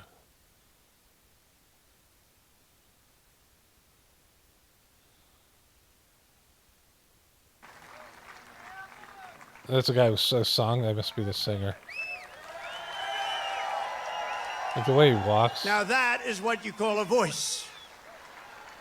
One of the greatest opera singers in the world, and Christopher Macchio, who's truly a great talent, is going to be back when I leave, and I'm going to stay backstage watching every song. He's going to sing 3 or 4 great songs, Nessa Dorma and others. He's going to sing 3 or 4 great opera songs for your dopey supporters who really appreciate opera. You're going to have opera singer out there? And so I wouldn't leave your seat too fast when we're finished today, but this is in honor of 3 great people, actually, 3 great, and in particular, Corey. And we appreciate it, but that is a real voice, isn't it, huh? That's amazing voice. What a voice. What do you think, Mr. Future Vice President? Pretty good, right? Yeah, I don't know if you can do that, JD. I don't know. I don't think JD can do that. He's not a trained opera singer In the amongst face his other of talents. murderous hate, Corey answered the most selfless kind of love. We are joined this evening by Corey's incredible widow, Helen, his 2 precious daughters, Kaylee and Alice, with you. And he's going to be with us for a long time because, you know, some people just don't die in vain, and what he's left behind is... Jeez, he's just really milking this thing. Let's see where he's going here. ...showed on that day and throughout his life is the love that sustains the entire movement, love that our families have, and it's love of our communities and love of our country. It's a force more powerful than any hatred and malice because... You're the most hateful person and just spews hate and negativity. You couldn't even have a positive message. Like, they wrote him a speech in his convention where he was going to take the high ground. Remember? Like, he was going to, you know, be more positive and all these things. Like, that was what he was going to do. And he didn't last, he said, 8 hours, and then he was insulting people and shitting on people and being a dick again. Like, he's a horrible person. Like, he's not loving. He's cheated on all his wives and screwed over his friends. I mean, he's just a horrible person. He's so self-centered and, gone bankrupt and threw friends under the bus, and it's all about him. But he loves the love he receives from the Trump cult. Like, that's it. That's his most proud moment, is they didn't get up and run, that they were more concerned with him than they were when the bullets that were flying over their heads, right? Even in the darkest hours, it shines forth as a guide, and it guides us like nothing could ever guide us. It guides us really. that love that guides us like nothing else can guide. God guides us like nothing else can guide us, right? like a candle in the night. And so it's love like Corey's that is joining us to save Well, you mean like a candle in the night? It guides better than, I don't know, headlights or floodlights or, like, that's not a good example. Like a candle, candle's like the worst thing. Every flashlight's better than a candle. our country, that's going to heal our country, and that is going to reunite our country as one nation under God, indivisible, with liberty and justice for all. Woo! Yeah, they hate you. I mean, there's, a good 40% of the people hate you. Like, they hate you, and they hate these people that love you. And there's no bridging that divide. You're the most divisive person in human history. Like, this is one of the, in terms of American history, certainly. Fight, fight, So fight. what our opponents have never understood is that this movement has never been about me. It's always been about you. It's been about a lot of people, millions. No, it's about you, bro. It's 100%. Then why don't you just back down and let somebody who's not as hated take over? Like, why don't you let someone else who could easily do the stuff that you're not going to do, right? Easily not fulfill your promises the way you're not going to fulfill them. It's 100% about you. Like, everything's about you. That's why you have big giant Trump. Like I showed you at the the convention. He came out and he had this monster sign that said Trump, right? Millions and millions Like, he of puts his name on everything. I showed you that. He had a whole thing I did on it. people, the biggest ever in the history of this country, maybe anywhere. And everyday people who are the heart and soul of our country. They love our movement. They love our country. Okay, that's enough of him. So at some point he brings out Elon Musk. Let me switch this off and I'll go find that. So here's the Elon Musk part, and I'll end here. And if there's anything else to cover, I will. It's just, his speeches are so sucky now. They're so low energy. We're going to change it. We're going to run it properly. It's an embarrassment to us. Can you imagine foreign leaders coming in and running over roads that haven't been paved in years? We're honored to be the infrastructure bill that Biden passed? joined tonight by one of the people who is going to help us build this incredible future. And he is a truly incredible guy. And I don't say that often. Woo! He's a great gentleman. You say it all the time to anybody who likes you. He's done such an unbelievable job for North Carolina, for Georgia, for Alabama, for Florida, for Tennessee. His name is Elon Musk. He saved free speech. He saved free speech. He saved it. Free speech was all gone, and then Elon Musk bought Twitter. So many different great things. Where is he? Come on up here, Elon. He created the first major American car company in generations and is rock. He created the first major car company in generations. Well, like, that's kind of true, but not really. It's not the first. Like, it's, there hasn't been American car companies because they have, outsourced labor. Rocket company is the only reason we can now send American astronauts into space. Look at him. Look at how pumped up he is. Take over, Elon. Yes, take over. These uncoordinated fucks, man. Like, these out of the flow, uncoordinated douchebags they got. Hi, everyone. Hey, Elon.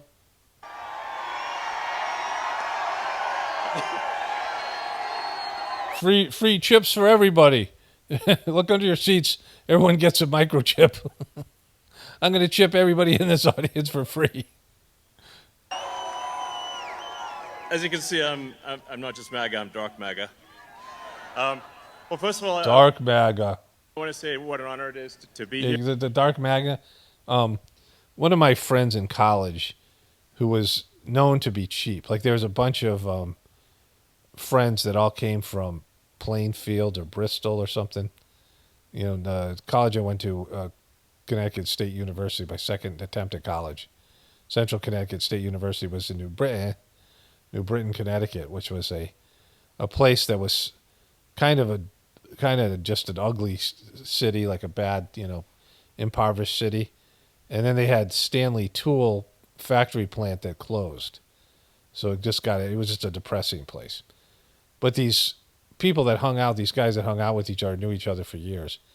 And one of their friends, they kind of all turned on, and his best friend turned on because the guy was just really cheap. He was one of the few people that he put away probably $10,000 to $20,000 while he was in college. Like he was somebody, we'd go out, but he was always cheap. We'd go out to like a bar or something, and he would find ways for other people to pay for his drinks. He was just really frugal. And there was a time where everyone was buying these swatches, these pretentious swatch watches. And this is years ago. They were trendy.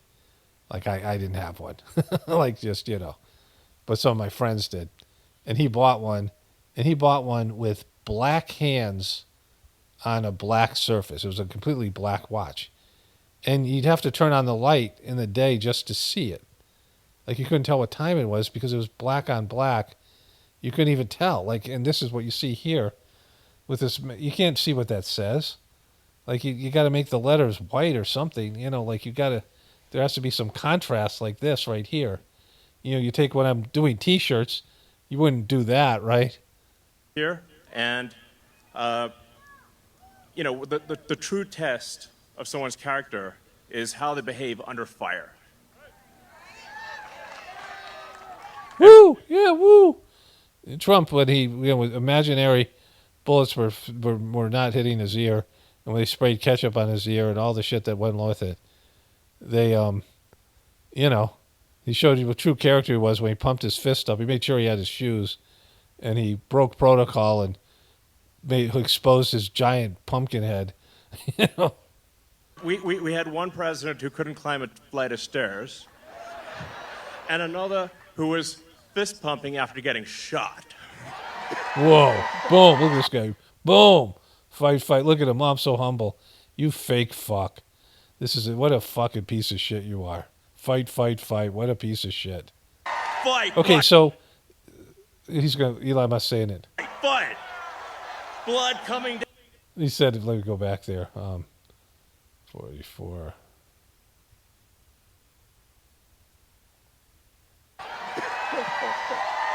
Fight!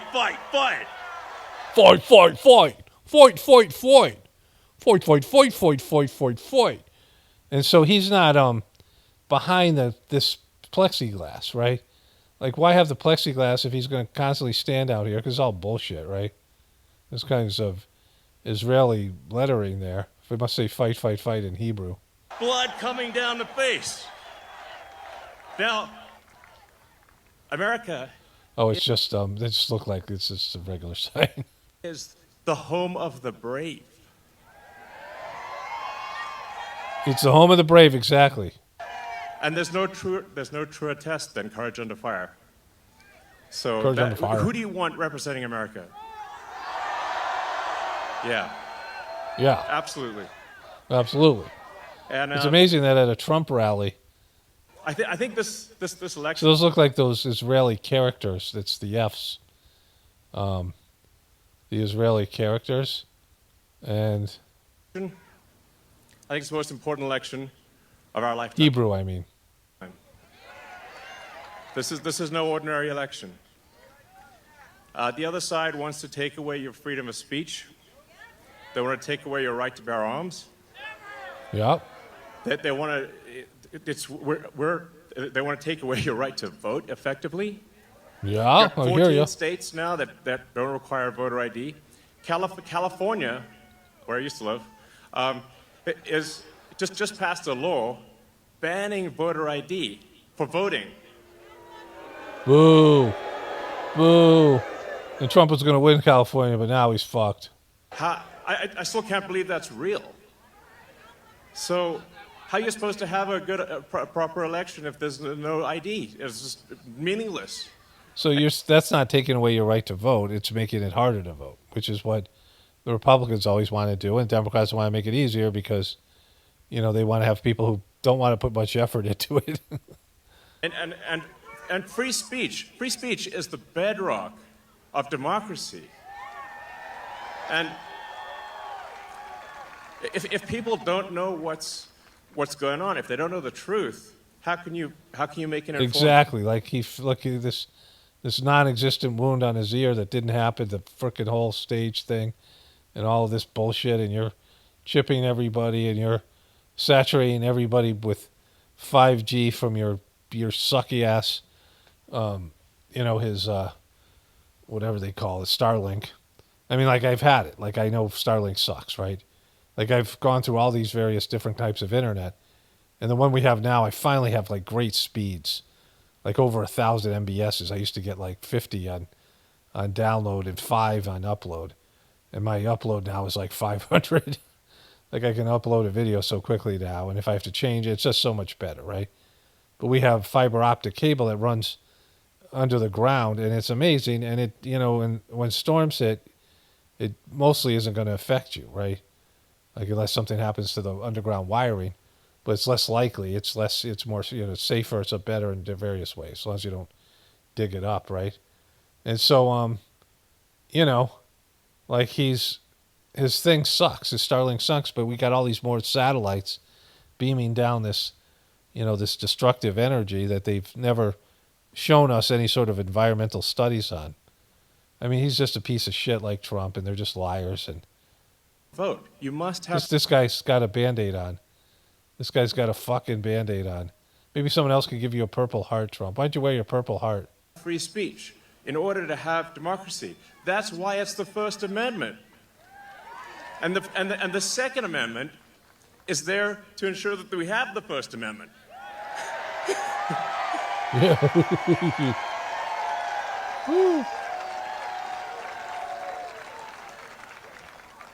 President Trump must win to preserve the Constitution. He must win to preserve democracy in America.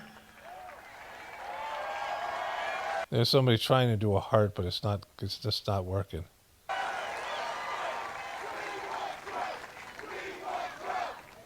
We want Trump. We want Yes. Trump.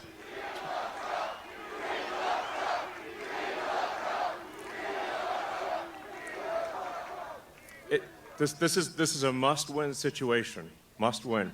So I have one ask for everyone in the audience, everyone who watches this. I want all your firstborn children. Deliver to me your firstborn children. Video, everyone on the live stream. There's one request. It's very important. Register to vote. Boom. Okay, look at this guy. He's rocking it. Yep. Okay? Yep. And get everyone you know, and everyone you don't know, drag them to register to vote. There's only 2 days left to register to vote in Georgia and Arizona. 48 hours. Like, text people now. Now. Now. Now. We should do now. And then make sure they actually do vote. Drag them to the polls. In fact, whatever you got to do, threaten them at gunpoint, whatever you got to do to get your relative to vote for Trump. If they don't, this will be the last election. Boom. He's bringing it in. That's my prediction. Nothing's more important. Nothing's more important. So get everyone you know. So I'm speaking to people out there. Everyone in the crowd, I think, is already convinced. But for people out there that are watching the video, watching the live stream, you need to get everyone you know, at work, your friends, family, text groups, your social media, everything. Get them to register to vote right now. Only 2 days left for Georgia. Especially if you think they might vote for Trump. In Arizona. Only a couple weeks left in Pennsylvania. And if they're not registered to vote, it doesn't matter at that point. Register to vote. I'm being repetitive for a reason, okay? So nothing is more important. And a lot of people think maybe their vote doesn't count. Well, it does. It does. It does.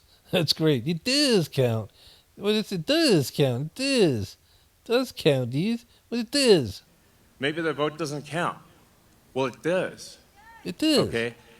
It does. It does. It matters. And this election could be decided by 1,000 votes, 500 votes.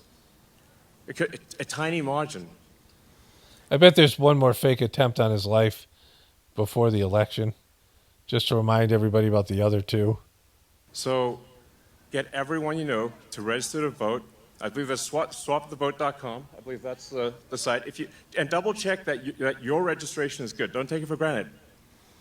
I'm just being repetitive about this point because it is the one takeaway, more than anything, that will matter is getting those registrations and then getting everyone you know to actually vote. That is what will decide this election, especially in Pennsylvania. Woo! Woo! Yep. So thank you, and honestly, you Kyle Doonigan does a savage impression of him, and he's obsessed with being friends with Pete Davidson. It's pretty funny. I think he's so dorky. And he did one with him and Mark Zuckerberg that go to like a recent video, and they're in Meta Universe throwing a football to each other. Pretty funny. But he's so goofy. You want to just be a pest. Just be a pest to everyone you know, people on the street, everywhere. Yeah, that won't be hard for you two motherfuckers. I'm sure you'd like people find you being a pest quite a bit. Vote, vote, vote. Fight, fight, fight. Vote, vote, vote. Boom. Thank you. All right, they deliver it. Let me go to the end of this thing here. Look at this. He's so dorky. Run. Woo! He's so fucking weird. See what Trump says. What a great guy. And he'd rather be making rocket ships because he'd really rather do that. Nobody better. I think he's got 90% of the rockets that go up. But Elon, thank you very much. Shit. Incredible. Incredible. What he says is true. My other car is a rocket ship. What he right? says is true. Let's go win, win, win. They're going to win, win, win. Go back just a little bit. Into every single thing they did.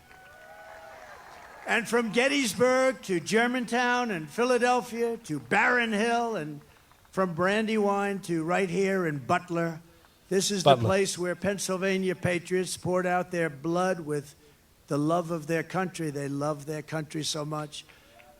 And so in honor of all those American heroes who came before us, we will press forward. We will push onward, and together we will win, win, win. We're going to win, win, win. Also fight, fight, fight. Nothing will sway us. Nothing will slow us. And no when we fight, we win. one will ever stop us, no matter what dangers come our way, no matter what obstacles we must face. We will keep striving toward our magnificent American future. We will not fail. We will not allow ourselves to fail. From this day forward, we won't allow ourselves to fail. That's how it works. Just don't allow yourself to fail. Always put America first, and we'll take. We never failed to fail. It was the easiest thing to do. The Crosby, Stills, and Nash song. Back and save the United States. November 5th, Election Day, will be the most important day in the history of our country. And together with the great people of Pennsylvania, we will make America powerful again. We will make America wealthy again. We will make America healthy again. Woo! We will make America strong again.